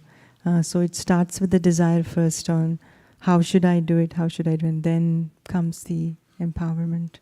Yes, and even those who receive such revelation may speak it and then wonder at it, that where did that come from? There's a famous verse that says, Aham vedmi shukoveti vyasaveti naveti va. Bhaktim bhagavatam grayam na budhaya na chatikaya. One cannot understand the Bhagavatam by reading many commentaries or even expounding upon them. However, and the verse begins, I should conclude the second part first. It says that only by devotion can one understand it. And the verse begins in a very interesting way. Aham vedmi shuko veti vyasa veti naveti va. Lord Shiva is saying, I know Bhagavatam, aham vedmi shuko veti, Shukadeva knows it, Vyasa veti naveti va. Vyasadeva may know it or may not know it. It's like, what? He just revealed it. So how does he perhaps not know it? And it's in the fact that this revelation may come to one who's following the order of the spiritual master in such a way that one may marvel at it and saying, that's not coming from me, it's coming through me. And how did I know to say that? Such is the flow of the mercy coming down through the parampara. I was just going to, I would add to what Malini Mataji said. So I was just thinking the exact same words in the purport, that even though Dhruva Maharaj did not go to any school, did not have any basic Vedic knowledge, Krishna gave him the, the knowledge to bring out very powerful prayers. So I was thinking how you previously told about the attorney, and how if you have an intense desire, like Krishna brings you an attorney, and and also I was also thinking about the verse in the Bhagavad Gita where he says, if you have an intense desire, I will give you what you lack and preserve what you have. So Krishna gave him he touched his forehead with a conch shell, and he gave him the power to offer prayers. Yeah, and this point about attorney, Prabhupada once said, that's the reason I put it in that terminology, and that is that a spiritual master is like an attorney. When you have a case that you're trying to win, you take it to an attorney, and if it's a big case, then you have a team of attorneys, a lead attorney, and people who have specific expertise in various areas of knowledge. And they're expert in discerning for such a person the proper mode of action in one's life so that one can become extricated from the material world. Anything else? There's a comment online. Now these glasses won't help me to see who it is. Hare Krishna, Guru Maharaj. Deva Vrata. Hare Krishna. Are you in a van somewhere? Yeah, I'm in a van in Spokane, Washington. Spokane, Washington. Haribo. That, please, you should know, is the Nitai Jiva Doi TSKP. They crisscross the country, and the name of their party is Nitai Jiva Doi TSKP. Please go ahead. So I was just in this point about Dhruva Maharaj receiving the empowerment to offer prayers. I was just reading in the Chaitanya Charitamrita the other day. I'd never seen this before, but I came across it, that Krishnadas Kaviraj Goswami is talking about 3 ways in which Chaitanya Mahaprabhu shows mercy to his devotees, and that's through Sakshat, Avirbhav, and Avesh. And Srila Prabhupada in those commentaries, he specifically talks about Avesh means empowerment to spread the Sankirtan movement. And so when one has a sincere desire to want to serve, but they don't know how to, that empowerment comes due to the mercy of Chaitanya Mahaprabhu and due to having taken shelter of the line of Rupa Goswami, Sri Chaitanya Kripa Baro Bhuvi Babo Baba Bahan Tarako. So just being situated underneath the right people, that empowerment comes in order to spread Krishna consciousness, despite the fact one may feel unqualified to do so. Bravo. Thank you very much. Very useful insertion. Okay, now we'll go to the next case. I'll give you some case studies from the Bhagavatam for a spectrum of considerations. The next comes in the life of our friend and hero, Gajendra. Oh, am I looking at the right one? Yes, I am. This Gajendra was a king in his previous life. So don't think, well, let me just quote a song from the 1960s. When life looks like Easy Street, there's danger at your door. So there's a way in which, if you're laughing, you're from the 60s because you know the song, or maybe from later. Anyway, it says in the Bhagavad Gita, Krishna says in the Bhagavad Gita that the modes of nature are constantly competing with one another. And sometimes there's an upsurge in the mode of goodness, sometimes passion, sometimes ignorance. And there's a way in which, if you're in the mode of goodness, then you have some clarity. If you're in the mode of passion, then you don't have clarity, but you have a lot of ambition, unfulfilled. And finally, in the mode of ignorance, you have no idea what's going on. You know, something's happening, you just don't know what it is. So, that's another one. But nobody got that. Okay, so, it's a as a king, there's no assurance that you're going to become a king again. Oftentimes people fly the flag and say, I'm proud to be from this country or that country. And say, okay, next life, what about that? Maybe you're proud again, but maybe you're a little proud mouse. That could be your company, a little logo, littleproudmouse.com in your next life. Squeak, squeak. So we have no guarantee of which way the modes will carry us. The king, Indradyumna, had just had an incidental contact with a sage. Sages give benedictions through curses.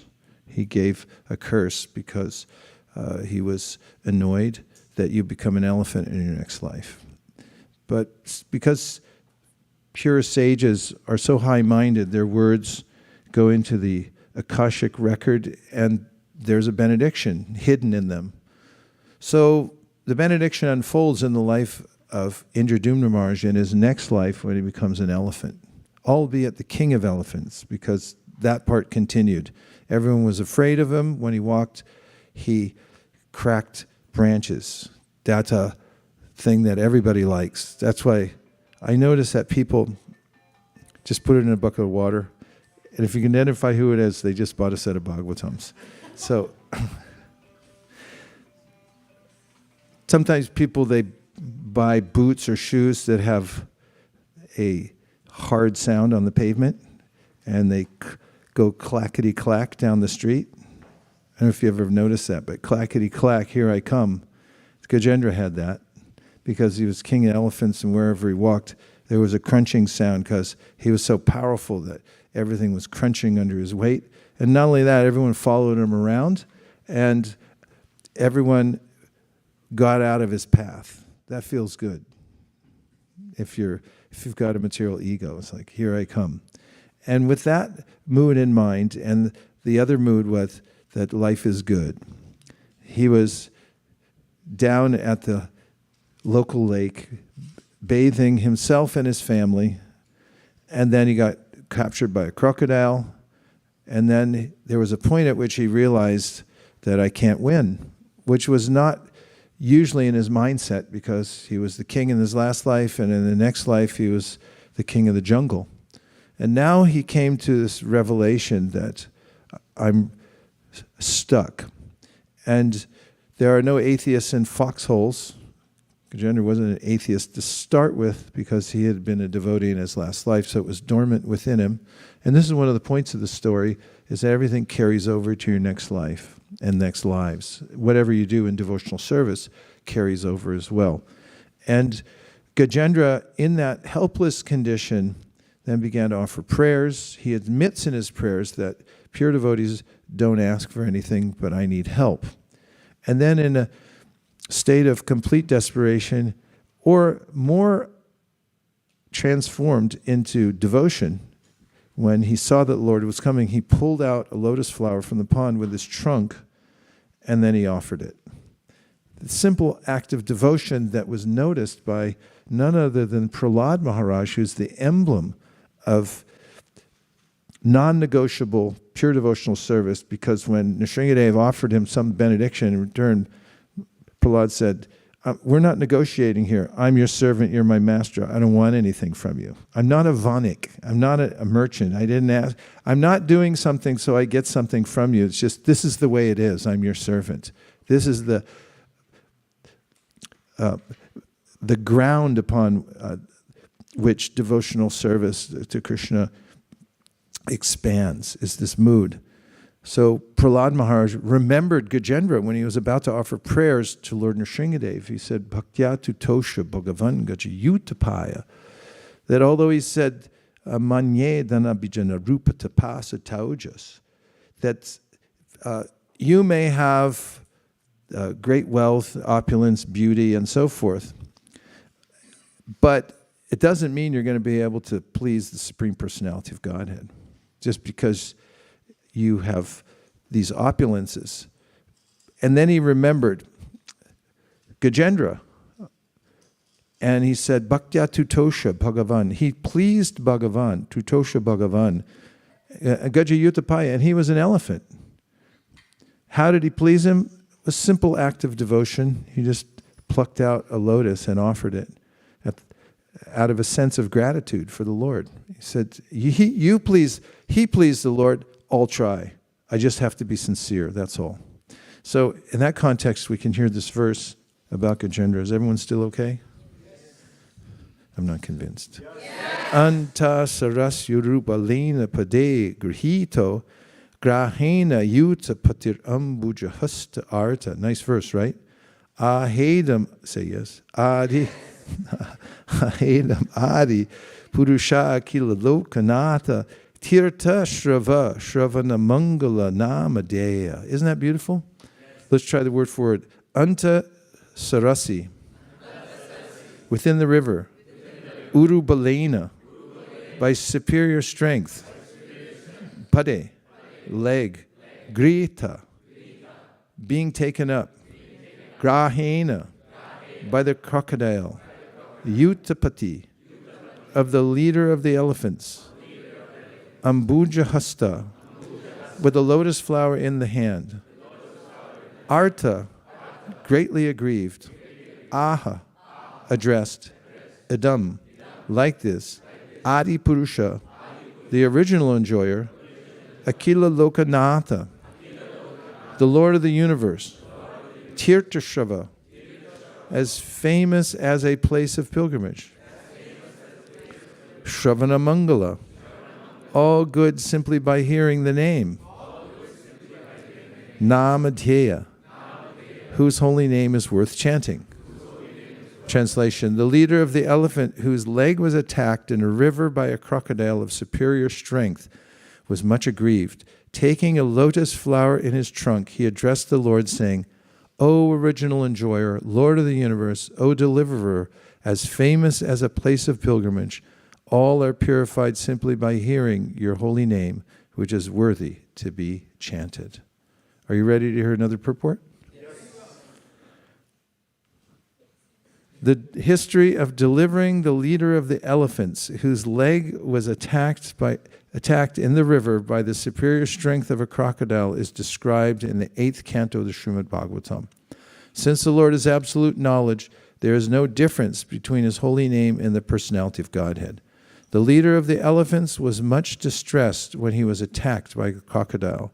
Although the elephant is always stronger than the crocodile, the latter is stronger than the elephant when it is in water. And because the elephant was a great devotee of the Lord in his previous birth, he was able to chant the holy name of the Lord by dint of his past good deeds. Every living entity is always distressed in the material world, this material world, because this place is such that at every step one has to meet with some kind of distress. But one who is supported by his past good deeds engages himself in the devotional service of the Lord, as confirmed in the Bhagavad Gita 7:16. Verse, please.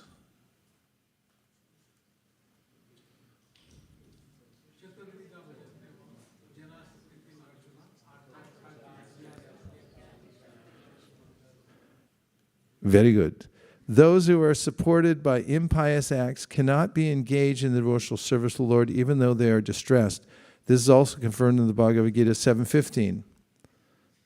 Namam duskritina buddha prapadyante naradama maya pritagyana asuram bhavamasya. The personality of Godhead Hari appeared at once on the back of his eternal bearer Garuda and delivered the elephant. The elephant was conscious of his relation with the Supreme Lord. He addressed the Lord as Adi Purusha, or the original enjoyer. Both the Lord and the living beings are conscious, and they are therefore enjoyers. But the Lord is the original enjoyer because he is the creator of everything. In a family, both the father and his sons are undoubtedly enjoyers, but the father is the original enjoyer. The sons are subsequent enjoyers. A pure devotee knows well that everything in the universe is the property of the Lord, and that a living entity can enjoy a thing as ordained by the Lord. A living being cannot even touch a thing which is not allotted to him. Like the bank teller will do a quiz. If a bank teller counts $1 million in one day, and then at the end of the day he figures, well, no one will miss it, and I worked really hard today, and he takes $1 off the top of the stack and puts it in his pocket. Is that okay? Can he keep his job? Correct. It's amazing, isn't it? Okay. A pure devotee knows well that everything in the universe is the property of the Lord, and that a living entity can enjoy a thing as ordained by the Lord. A living being cannot even touch a thing which is not allotted to him. This idea of the original enjoyer is explained very nicely in the Ishopanishad. People.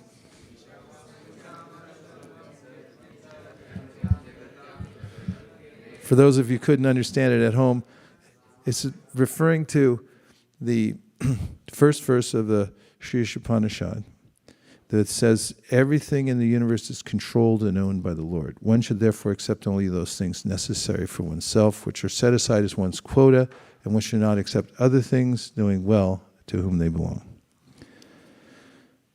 One who knows the difference between the Lord and himself never accepts anything without first offering it to the Lord. Problem solved. The elephant addressed the Lord as Akila Lokanatha, or the Lord of the universe, who is therefore the Lord of the elephant also. The elephant, being a pure devotee of the Lord, specifically deserved to be saved from the attack of the crocodile. And because it is a promise of the Lord that his devotee will never be vanquished, it was quite befitting that the elephant called upon the Lord to protect him, and the merciful Lord also at once responded. The Lord is the protector of everyone, but he is the first protector of one who acknowledges the superiority of the Lord instead of being so falsely proud as to deny the superiority of the Lord or to claim to be equal to him. He is ever superior. A pure devotee of the Lord knows this difference between the Lord and himself. Therefore, a pure devotee is given first preference because of his full dependence. Whereas the person who denies the existence of the Lord and declares himself the Lord is called Asura, one without light.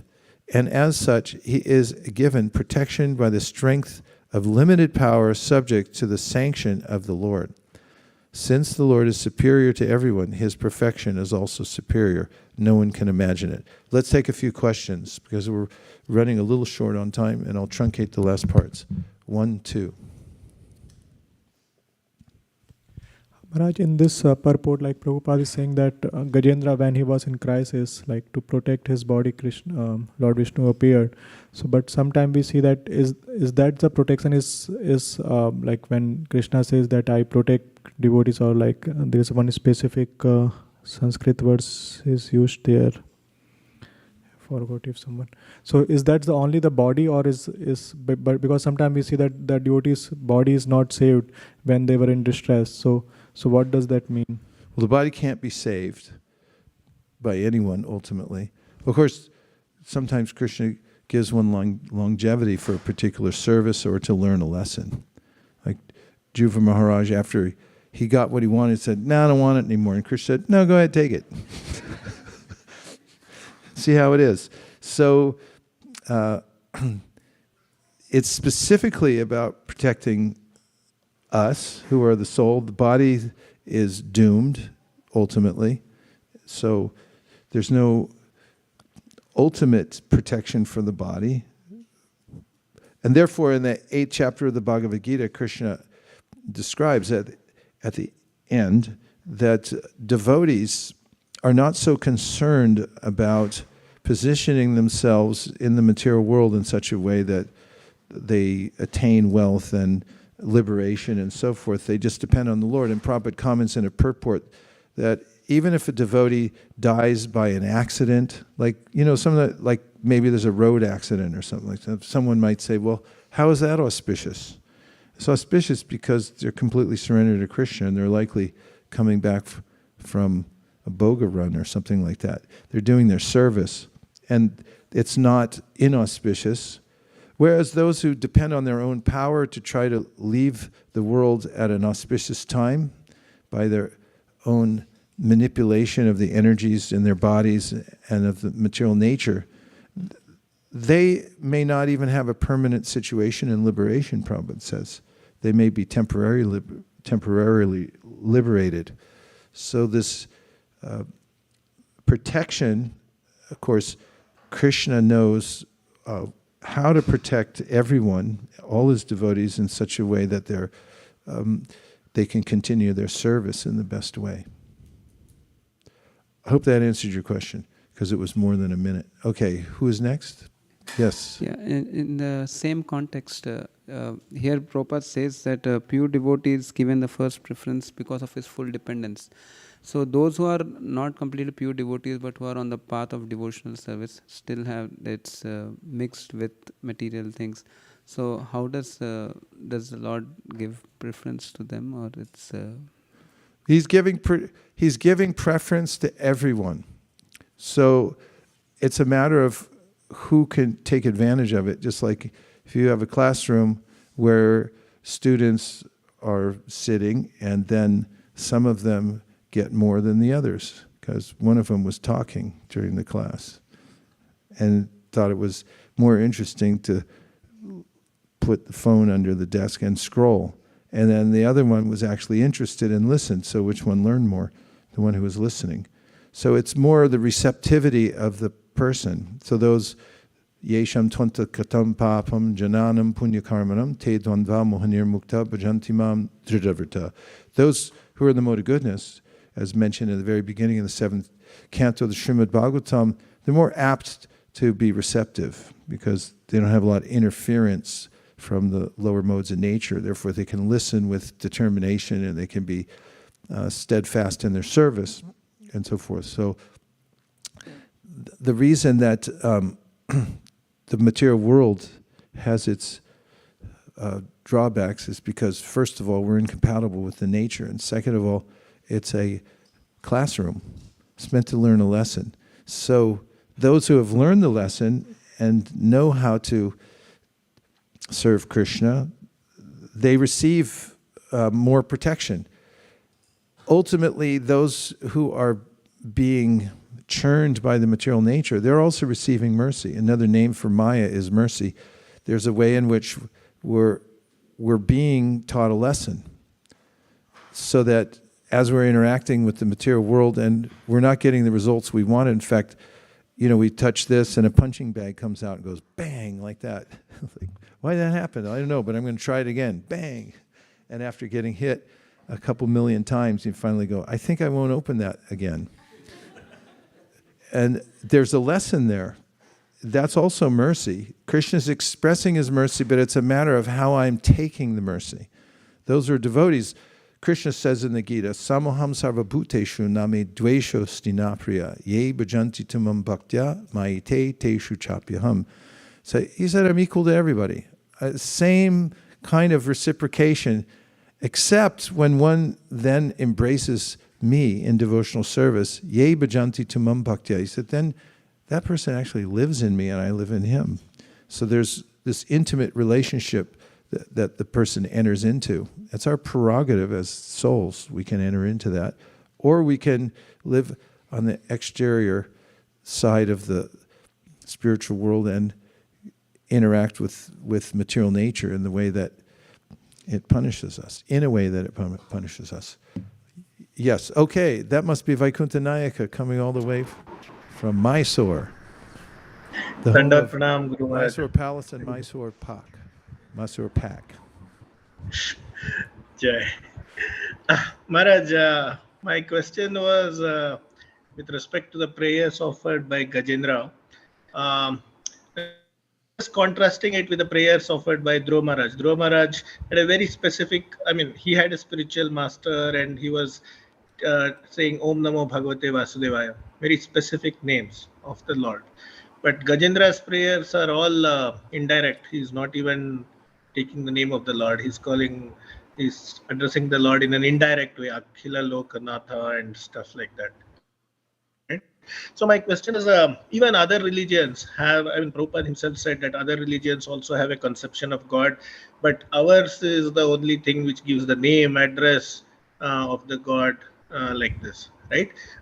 So my question is, how come actually Gajendra got the same result as Dhruva Maharaja did? And if the result is the same, then how to understand this Prabhupada's statement that our religion, our sect, ISKCON is more specific? It looks like the specificity does not really matter. So if you can please elaborate on this. Gajendra became more specific as he went along. First of all, he was a carryover from his last life. He had learned prayers previously and was singing them sincerely. So you get to keep that. That's something Krishna mentions in the Bhagavad Gita in the end of the 6th chapter, that if you've, first of all, he says, those who are sincere, that's infallible. Sincerity is infallible. Nobody can take it from you. It's yours to keep. And you can be in any situation and be sincere and sincerely devoted to Krishna. And in his last life, Indradumna, Maharaj was extremely devoted and offered daily prayers to the Lord, knowing, in a heartfelt way. He just took a little detour, became an elephant.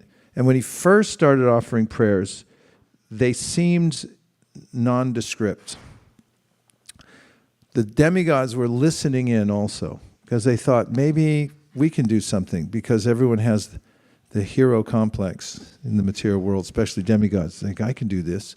So they were listening, and then they became a little disappointed, because they thought, these aren't for us. These are aimed at the Supreme. They could understand the quality of the sound vibration. In fact, it's the quality of the prayer that matters. There may be more specificity as one becomes more eloquent, but the sincerity of the prayer is what's most important. This is mentioned by, it's mentioned in one of the, actually the last verse of the 2nd chapter of the 11th canto, in which it is said that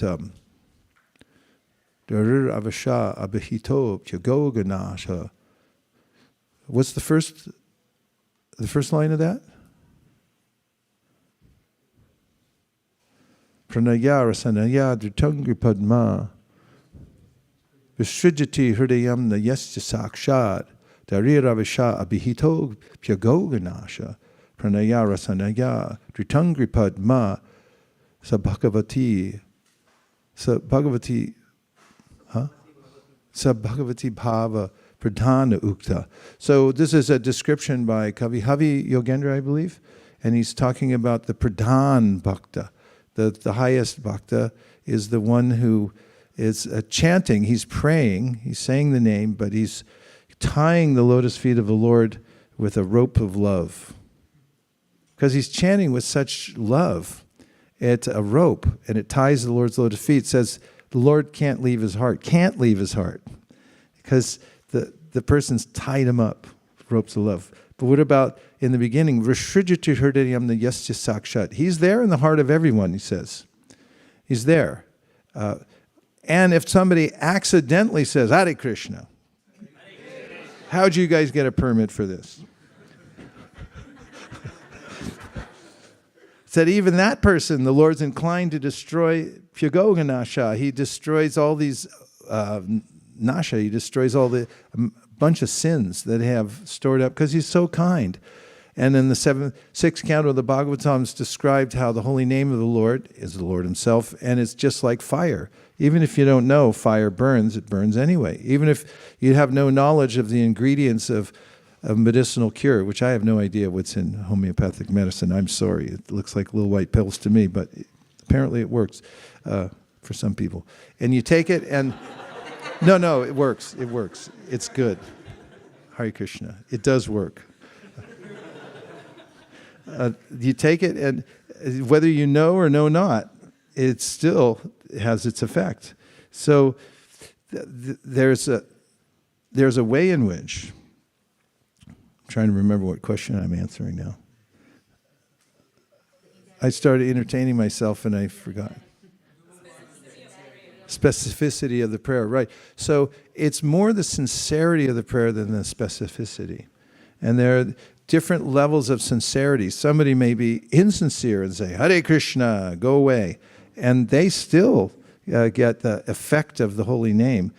But, as Bhaktivinoda Thakur says in the Harinam Chintamani, there's two levels of this. He says there's low-level namabhas and there's high-level namabhas. So namabhas means you're not getting complete realization. When you say Hare Krishna, you're not seeing the Lord directly and experiencing that relationship, but you are getting the full benefit of it. Like there's sunshine on a cloudy day.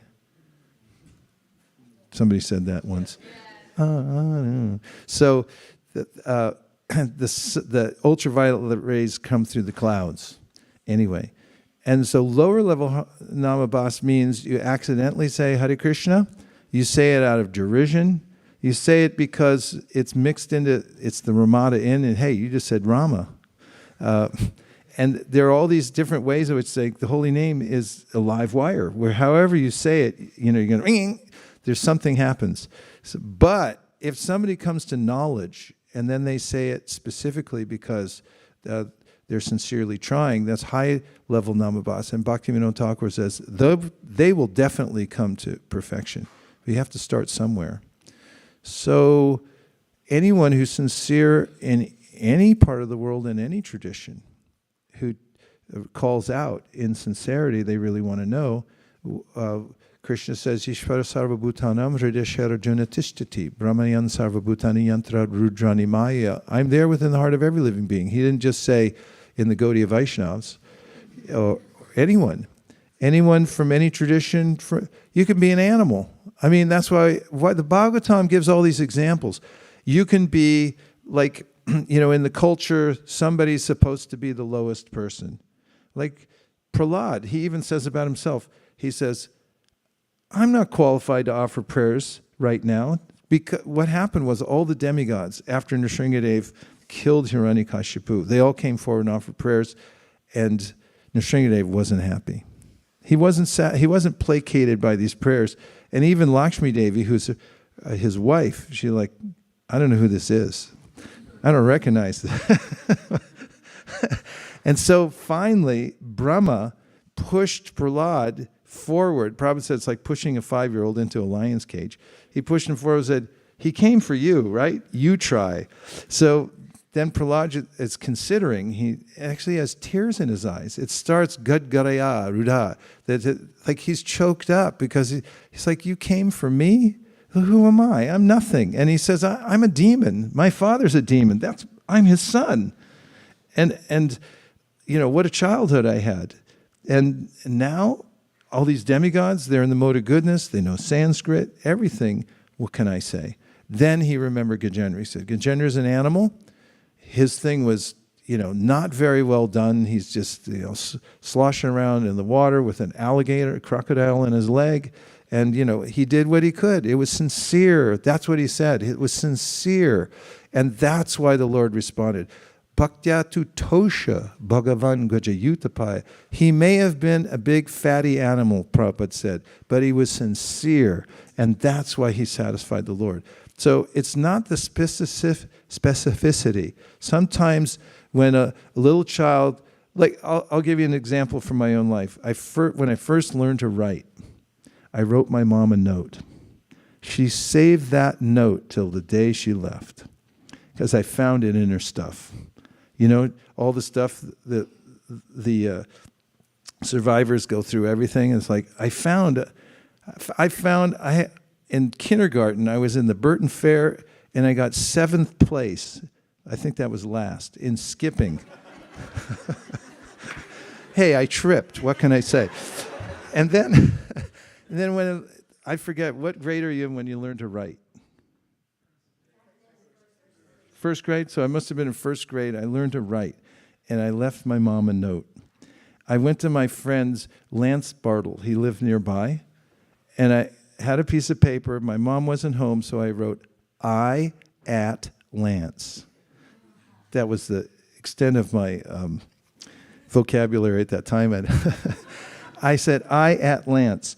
And I left it from my mom, and I went to Lance Bartle's house. When she got home, It melted her heart, I at Lance. And she showed it to all her friends, like, look at, my son wrote a note for me.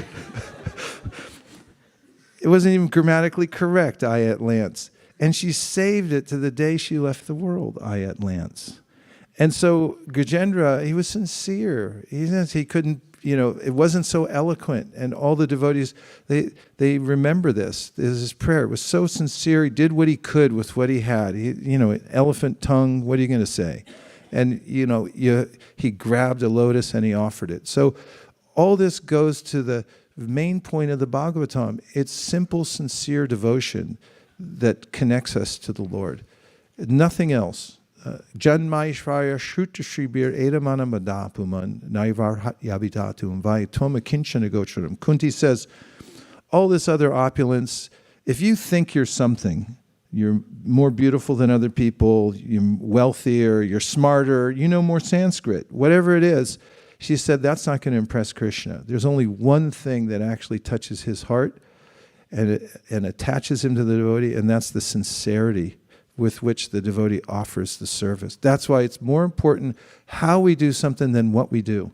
You can do something in devotional service and be a failure, but if it's done sincerely, with love for Krishna, then it's accepted by him. Like when Duryodhana cooked a huge feast for Krishna with the best cooks, and he said, you come to my house. And Krishna said, nah, maybe not. And then he went right to Vidura's house, unannounced, because he was attracted to the sincerity of his devotee. And when he went there, they weren't ready for him. So they were like, what do you got? What do you got in the house? And I was like, give him some bananas. So they started peeling bananas and giving him the peels because, have you ever had that? Somebody comes to your house and you're blowing it every way and like you put the seed in the wrong place because you're so nervous. They were like that, and they gave Krishna banana peels. And Krishna, I'll take it because it was offered by my pure devotees. So that's the criteria that Prahlad Maharaj sets for us. And now we have for our pundits, our junior pundits are about to make a presentation today. Am I correct? Yes. Thank you very much. Hare Krishna. Thank you. Thank you.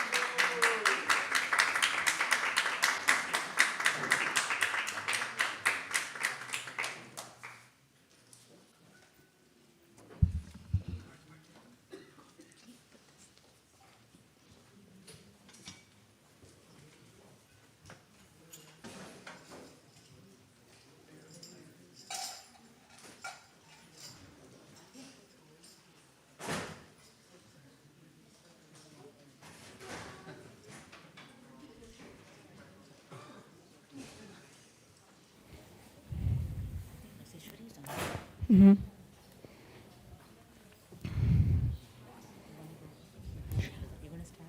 Sure.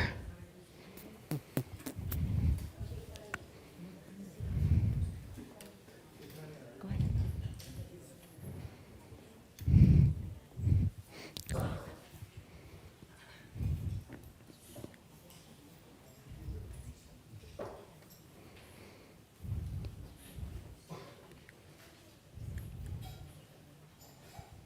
Hare Krishna, everybody. So let's have a big hand for Adyant. Adyant is going to...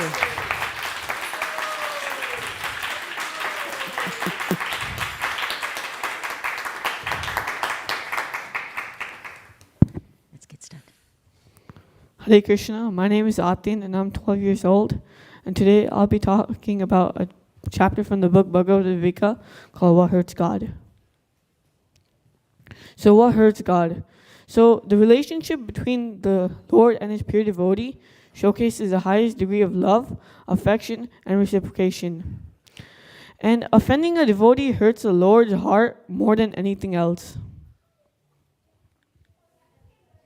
So now I'm going to be telling a story between King Amrisha Maharaj, who encountered he encountered the great sage Duvas Muni for prasadam at his home for lunch. So one day on the day of Dwadasi, Ambrisha Maharaj was about to break his fast. Suddenly, Duvasa Muni appeared at his home uninvited. Ambrisha Maharaj then requested Duvasa Muni to honor prasadam at his home for lunch. Duvasa Muni accepted the request and then went to the Yamuna river to do his afternoon rituals. Ambrisha Maharaj was waiting for Duvasa Muni to return as it took quite a long time. And then he realized the time to break the fast was passing by. So he asked advice from the Brahmanas on what to do. And then Ambrisha Maharaj took a sip of water to break the fast by eating and not eating. By this, Duvasa Muni knew that by Duvasa Muni's mystic power, he knew that Ambrisha Maharaj broke the fast. And when Duvasa Muni came back from his rituals, Duvasa Muni got really angry and tried to punish Ambrisha Maharaj by creating a demon out of his hair. Since the Lord is always the protector of his devotees, the Lord sent a Sudarshan Chakra to protect Ambrisha Maharaj. The Sudarshan Chakra first killed the fiery demon that the Duvasa Muni created and annoyed and disturbed Duvasa Muni. Since Duvasa Muni was so scared by this, he flew to Brahma Loka to find Brahma and ask for protection from Brahma. But since Brahma couldn't help him, he went to Shiva to ask protection from Shiva for the Sudarshan Chakra. And when he went to Shiva, Shiva couldn't also help him either. So finally, he went to go seek protection from Lord Vishnu. And when he went to Lord Vishnu told Duvasa Muni to go seek and ask for forgiveness from Ambrisha Maharaj himself.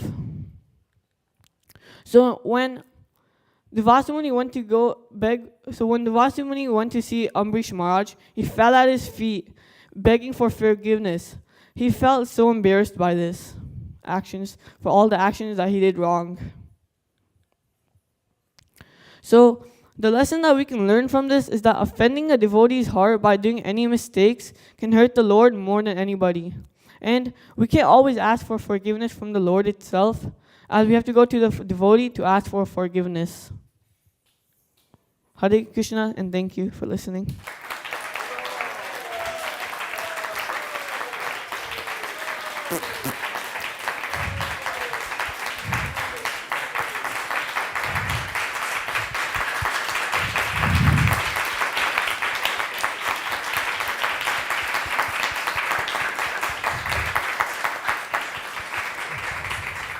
Thank you so much, Adyan. That was beautiful. Anybody have any questions or comments?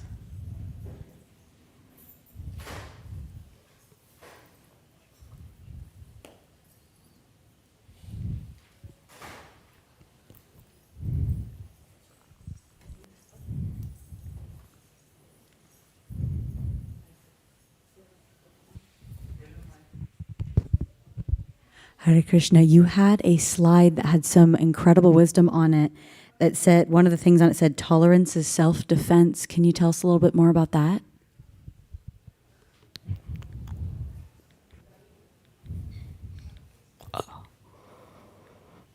So this slide is saying that when the Vasamuni flew to different planets, the different lords are trying to tell him to go to the different planets to ask for forgiveness. So that's what it meant by.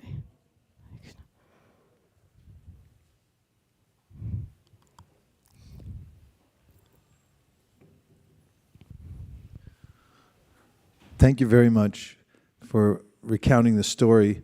I was appreciating how the lessons that we take when hearing a story go especially deep within, and that in the midst of the story, when Durvasa came to Lord Vishnu, there's this expectation that, well, of course, he's the supreme, he's going to be able to absolve him from the problem. But then you brought us to this main point of your story, which is that even Lord Vishnu is indebted to his devotees and attached to his devotees, even controlled by his devotees in such a way that he says, I can't help you. That you have to go back and ask for forgiveness from Ambarish Maharaj. So that was an especially powerful part of your presentation when you brought us back to that, especially because you built anticipation from the very title of the story, What Hurts God? That really piques our interest in like, well, what might it be? And I thought that that bridge that you made from there to the last part of the story was especially effective. Thank you very much for going so, truncating this story, but in such a way that you extracted the lessons. Thank you, Mark. Very well done. Hare Krishna.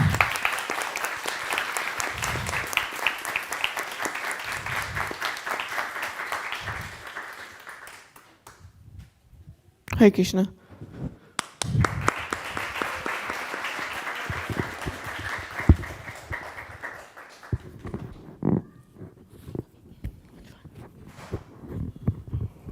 Nirkul is next up.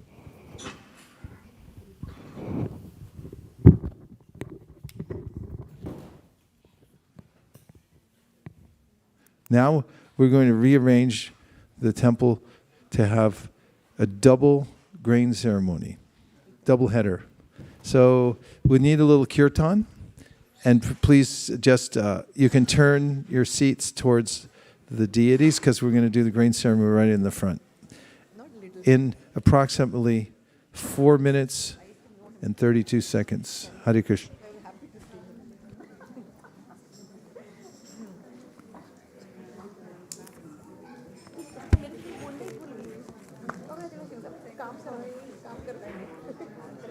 पहले ही करती है पर अब थोड़ा और ज़्यादा करवाएं। Thank you for inspiring us. मुझे नहीं लिया फिर मान लिया माता जी क्या बोलेंगे? मैं सोचा इस बार नहीं लिया तो मान लिया माता जी क्या बोलेंगे?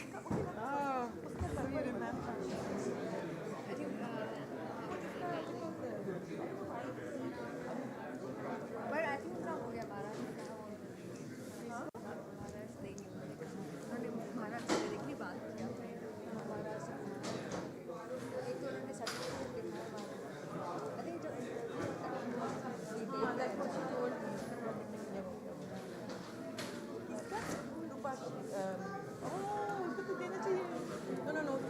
गड़बड़ हुआ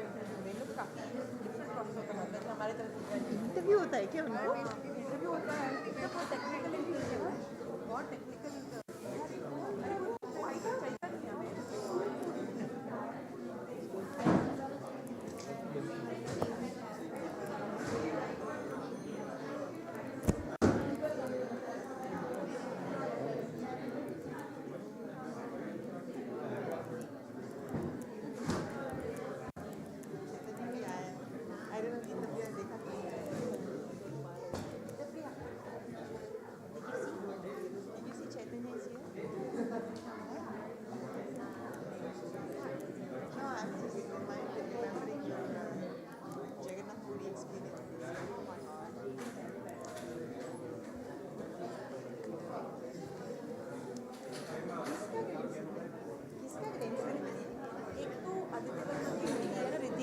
और दूसरा भी कोई I don't know the second but दो बच्चों का हां बड़ी हो गई but there is another kid I don't know कर लेते आई हेड टू दो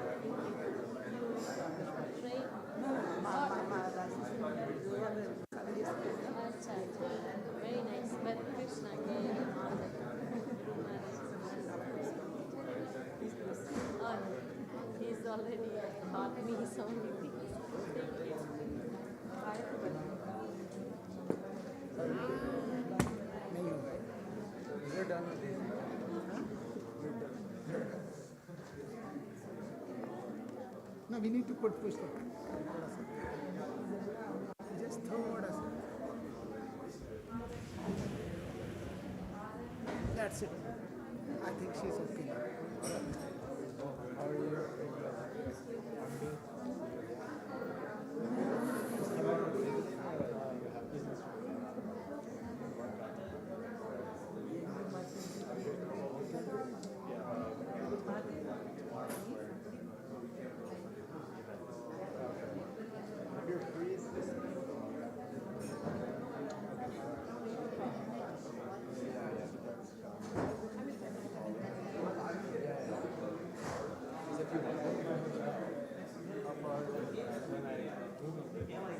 को सब एक जगह रखें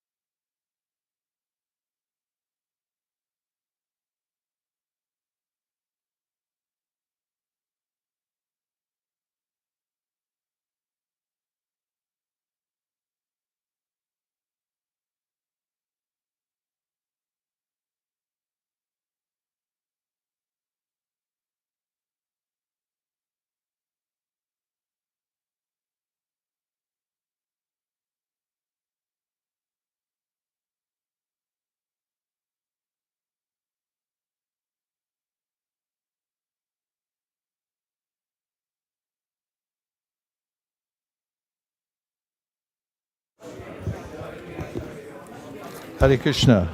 Okay, first thing, no crying at a grain ceremony. Radhika, Gorang, Present? Yes, you're present. So, the Vedic system, there's nothing like it anywhere. Because there's a very subtle and scientific consideration of our natures. We're highly impressionable. We're sentient beings. We'll take a little drone back there. And every circumstance in our life makes an impression. The Vedic process is that we engineer these impressions so that they're connected to Krishna. And this is exactly what Krishna says to do in the Bhagavad Gita. Manmana bhava madbhakta. He says, think of me. So how do you do that when you're a baby? You get good parents. It's no accident. When you're born into a family where the parents have the wherewithal to connect you to everything that happens to you in your life, or even before your life forms in the womb. This is Garbhadan Samskar, is the first samskar. Before conception, there's a way in which the consciousness of the parents affects the environment into which the soul is born. Karmana daivanetrena jantur deho papate stri pravishtu udaram pumso reta kanashraya. There's a way in which most living entities are forced by karma to enter a particular body. But when one's done devotional service previously, Krishna takes charge of placing the soul in a family in which the vibration is already taking place, even at the time of conception. And then when the baby's born, or even while the baby's in the womb, of course, we have this process of reading the Srimad Bhagavatam. So the baby hears the Bhagavatam. There have been studies that show children who have heard symphony and so forth, when they come out of the womb, they're naturally inclined towards certain kinds of vibrations. So, is this good? Yeah, she liked it. Okay. We need if we can put the camera here, it would be helpful, because that was a nice reaction. So the first grain, anna prasana, anna means food. In Bengal, it means rice, because that's all they eat. And in South India, it means idli, which is rice also, rice and dal. Everything's rice and dal, it's just different levels and mixtures. So, anna means food. So, annamoy means most living entities are primarily connected to Krishna through eating. Even plankton in the ocean eats something, and they have that connection to Krishna on that level. So far, so good? Yes. So when the child first is attracted to solid food, at around 6 months, then we have a ceremony. Any excuse to have a ceremony, we'll do it. And ceremonies are preceded by and ended by the chanting of Hare Krishna. So let's chant the Maha Mantra. You sing it out loud, and then we'll respond, and then we'll chant the Bhagavad Gita 15th chapter, which includes Aham Vaishva Naro Bhutva, recognizing that Krishna is the fire of digestion within the body. Please sing.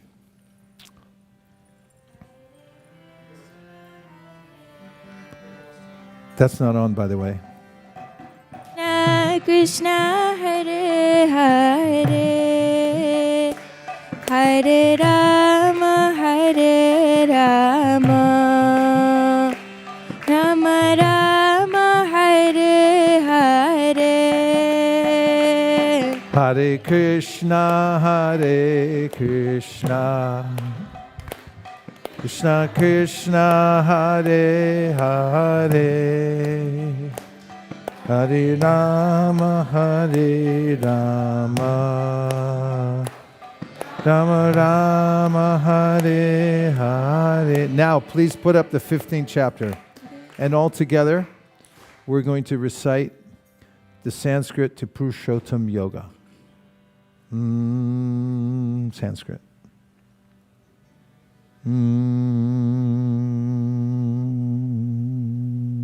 Sanskrit.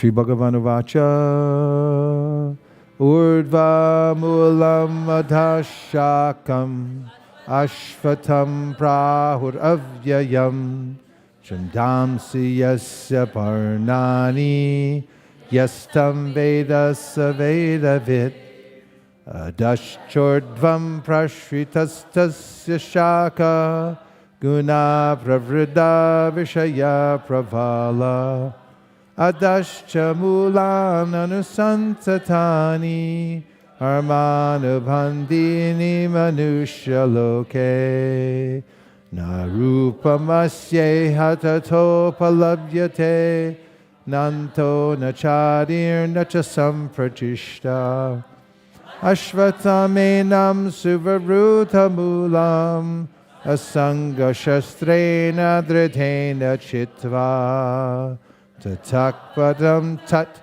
Parimargitavyam Yasmin Gatana Niratanti Puya Tameva Chadyam Purusham Prapadye Yata Pravriti Prashrita Purani Nirmana Moha Jita Sangha Dosha Adhyatma Nitya Vinivritta Kama Vanveva Mukta Sukha Dukha Sangha Gachantya Mura Paramavyayam Tad Na Tad Bhasayate Suryo Na Shashanko Na Pavakaha Yadgatva Na Nirvartante Taddama Paramam Mama Mamaivam Sho Jiva Loke Jiva Bhuta Sanatanaha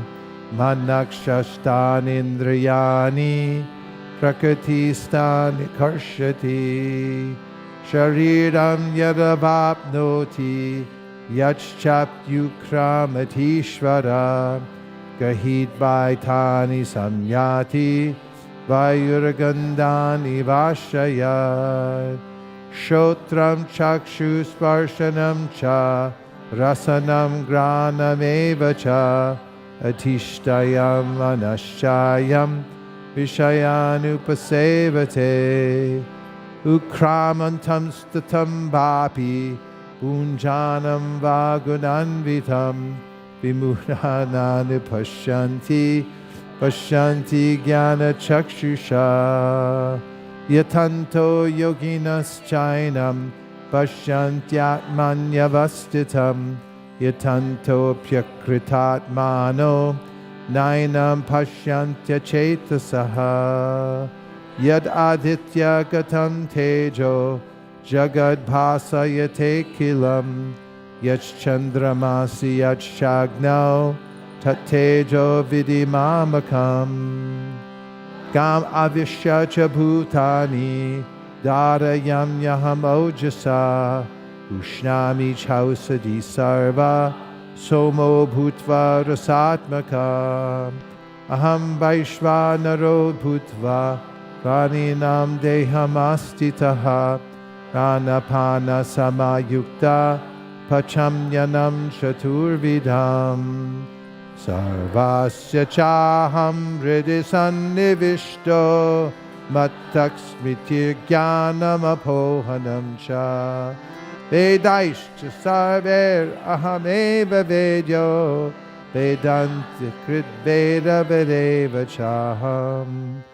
Dvavima purusha loke Shara chakshara eva cha Shara sarvani bhutani Kutasto shara uchate Uttama purushastvanya Paramatmetyudarita Yo lokatrayam avishya vibhartavyaya ishvara Yasmat sharam aksharat apichotama Atosmi loke vedecha pratita purushottama Yo mameva masambudho janati purushottamam Imam sarvabhavena bharata Iti guyatamam shastram idam uktam mayanaka etad buddhva buddhiman syat krita kritascha bharata. Om Tat Sat Iti Srimad Bhagavad Gita Supanishatsu Brahma Vidyayam Yoga Shastre Shri Krishna Arjuna Sambhade Purushottam Yoga Nama Panchadasho Dhyayaha Hari Om.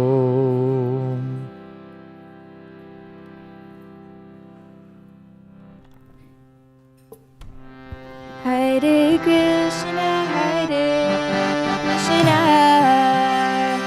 Krishna Krishna, Hare Hare, Hare Rama, Hare Rama,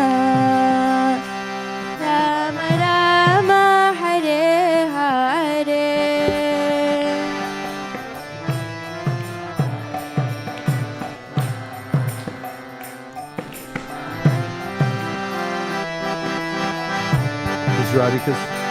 Radhika's Radhika, maybe give you sweet rice. Swagatam suswagatam. Hare Krishna, Hare Krishna, Krishna Krishna, Hare Hare, Hare Rama, Hare Rama, Rama Rama, Hare Hare.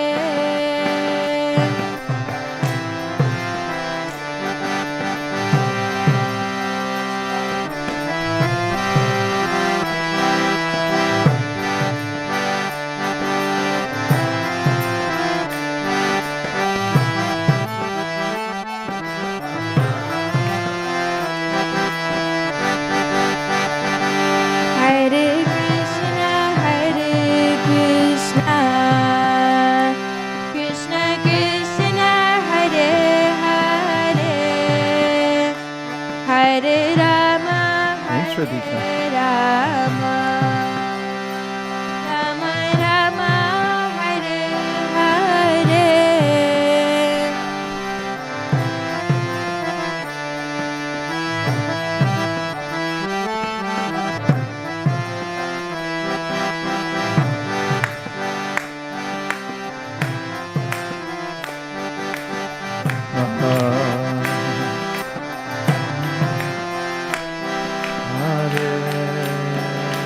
Hare Krishna, Hare Krishna, Krishna Krishna, Hare Hare, Hare Rama, Hare Rama, Rama Rama, Hare Hare. Hare Krishna, Krishna Krishna, Hare Hare, Hare Rama, Hare Rama, Rama Rama, Hare Hare. Let the record show that Radhika has very enthusiastically accepted first grains, and now she's upset that it's over. Don't worry, there's many more to come. And now we have the one and only, the illustrious Gaurang. Come on up here. Best Dressed Baby Award here at ISV. And on with the holy names.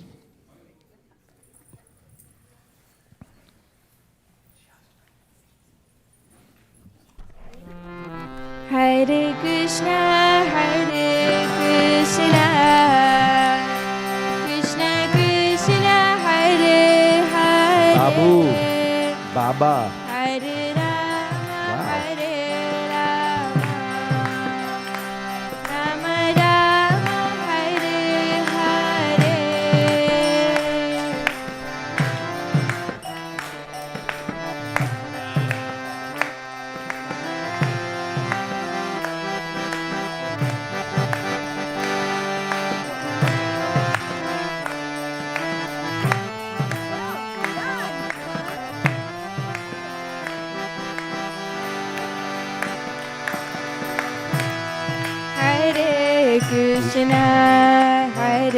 Krishna, Krishna Krishna, Hare Hare, Hare Rama, Hare Rama, Rama Rama, Hare Hare. Hare Krishna, Hare Krishna, Krishna Krishna, Hare Hare, Hare Rama, Hare Rama, Rama Rama, Hare Hare. Hare Krishna, Hare Krishna, Krishna Krishna, Hare Hare, Hare Rama, Hare Rama, Rama Rama, Hare Hare. Hare Krishna, Hare Krishna, Krishna Krishna, Hare Hare, Hare Rama, Hare Rama, Rama Rama, Hare Hare. Hare Krishna, Hare Krishna, Krishna Krishna, Hare Hare, Hare Rama, Hare Rama, Rama Rama, Hare Hare.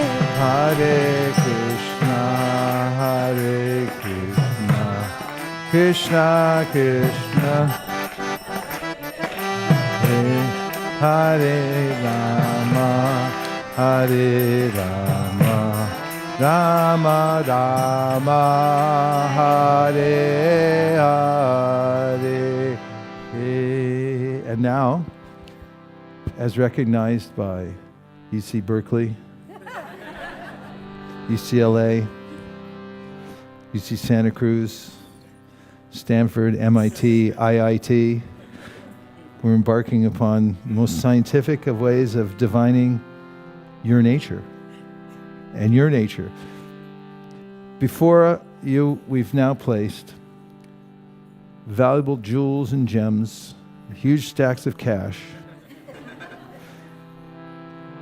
and also the Srimad Bhagavatam and Bhagavad Gita. So, one at a time, or we could have pandemonium and have them both go at the same time. We'd like to would she like to go first? Let him go first? Okay. Let him go. He's ready to go. So what your job is here. Go wrong? Go wrong. Go for one of these. Okay, put him really close. Going, this is all for you. Closer, closer. Very close. Take your choices. What's on the left is cash. He likes it. Maybe hold him suspended just a little bit so he can reach out. He's looking towards the jewels and gems. Now he's... Then you got the Bhagavatam. He's bowing his head. He's looking at Krishna. He's saying some shloka. We can't tell what it is. He's looking back at the Lakshmi. He's turning towards the Lakshmi. Now he's turning back towards Bhagavatam. He's calculating the cost of the Bhagavatam and how, yeah, you're part of our Sankirtan team, so either way you go, it's okay. Hare Krishna, Hare Krishna, Krishna Krishna, Hare Hare, Hare. Okay, we have a result. We have a result. This is rather unprecedented, but it's happened. He's put his head between the two. So we have Lakshmi, Narayan, and he's demonstratively, instead of reaching out his arms, he's doing more. First he's bowed down his head between the two, and now He's definitely turned towards the Lakshmi. He's moving, albeit inch by inch. It's okay. You're doing well. Can pick him up.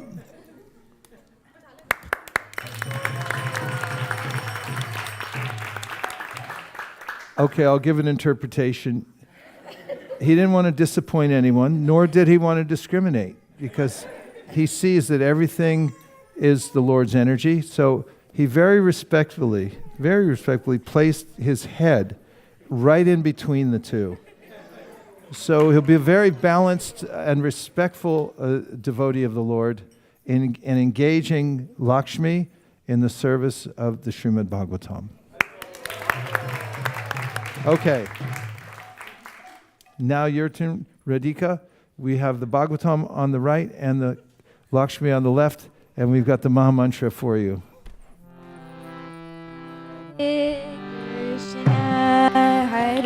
Krishna, Krishna Krishna, Hare Hare, Hare Rama. You're live streaming. Hare Hare Hare Krishna, Hare Krishna, Krishna Krishna, Hare Hare, Hare Rama. You can choose here or the Bhagavatam. Hare Hare Krishna, little closer, Hare Krishna, Krishna Krishna, Hare you're doing good. Hare, Hare Rama, Hare. Ever closer to the Bhagavatam by a little bit. Oh. Okay. She is very demonstratively bowing down her head to the Srimad Bhagavatam, and this was an indication of the verse which is spoken by Brahma, Jnane prayasam udapasya namanta eva jivanti san mukharitam bhavadiyabar. Stane stita shrutikatam, you recognize this, shrutikatam tanuvan manobir. That means that you should offer your head at the Srimad Bhagavatam, the sound vibration itself, and she's done that. So this is indicative of a life of hearing and chanting and distributing the holy names all over the world. Haribo! Hare Krishna, Hare Krishna, Krishna Krishna, Hare Hare, Hare Rama, Hare Rama, Rama Rama, Hare Hare. Now it's a day of firsts because now we have first letters. And it's Janavi. Is she here? Oh, Janavi. Good to see you. Somebody bring me a chalkboard, and also I need a first canto of Srimad Bhagavatam, please.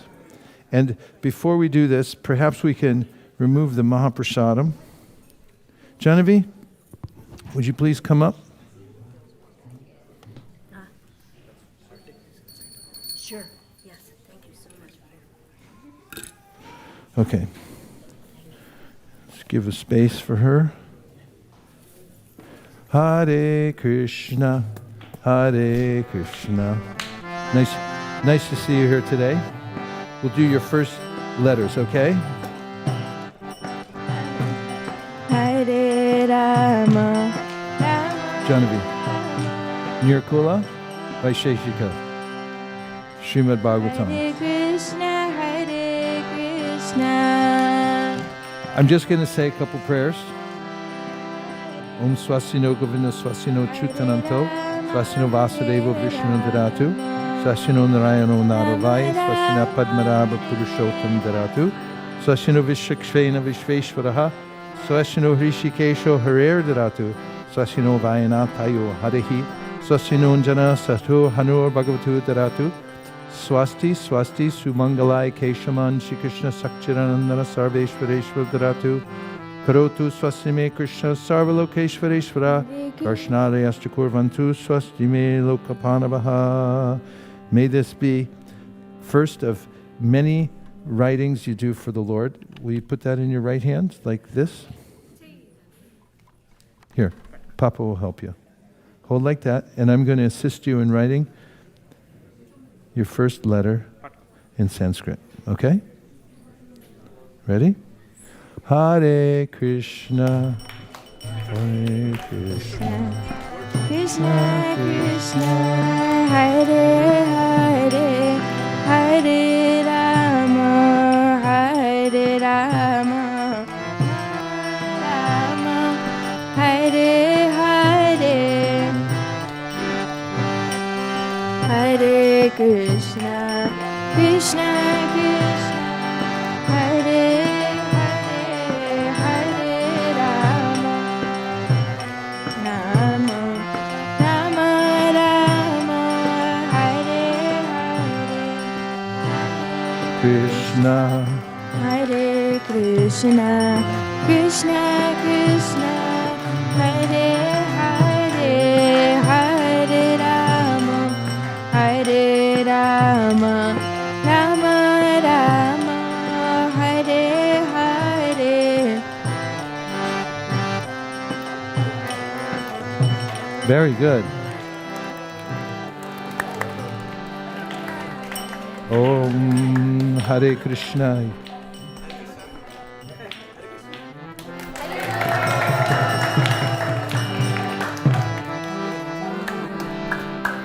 You did really good. We pray that you always be absorbed in Krishna and hearing all the Shastras. Gaur Premanande, Hari Hari Bo, Hare Krishna, Hare Krishna, Krishna Krishna, Hare Hare, Hare Rama, Hare Rama, Rama Ram. You're good. Very good. Hare Hare. So this is a very heartfelt ceremony today. We're all sticking together. The world pulls us apart constantly. Everything's dissembling here in this world, but we hold together because of our dedication to devotional service and Krishna consciousness, and especially to the kids, because we're here to be an incubator for those who are coming into the world set to manifest their devotion. And we're creating an environment here especially so that that can fully manifest in this lifetime in a protected environment. There's a maelstrom of misinformation and malinformation going on in the world. And here we have the positive flow of transcendental vibration from the spiritual world and the good intentions and wishes of all the devotees. So we pray that all the participants today receive the blessings of all the devotees. Dear Srila Prabhupada, dear Sri Chaitanya Mahaprabhu, Shri Shri Panchatattva, Shri Shri Radha Madan Mohan, if you so desire, please bless Gaurang, Radhika, and Janavi, that they'll always be fixed in Radhika, fixed in devotional service at your lotus feet. Thank you for considering our quest. Om Tat Sat. Everyone who agrees with this prayer, in part or in whole, please unmute and say Hare Krishna. Hare Krishna. I hereby declare this ceremony, this dual ceremony, to be a complete success. Om Tat Sat. Vanchakalpatarusha, Kripasandabheva cha, Patitanam Pavanibhyo, Vaishnavebhyo Namo Namaha, Anantakoti Vaishnaviniki Jai.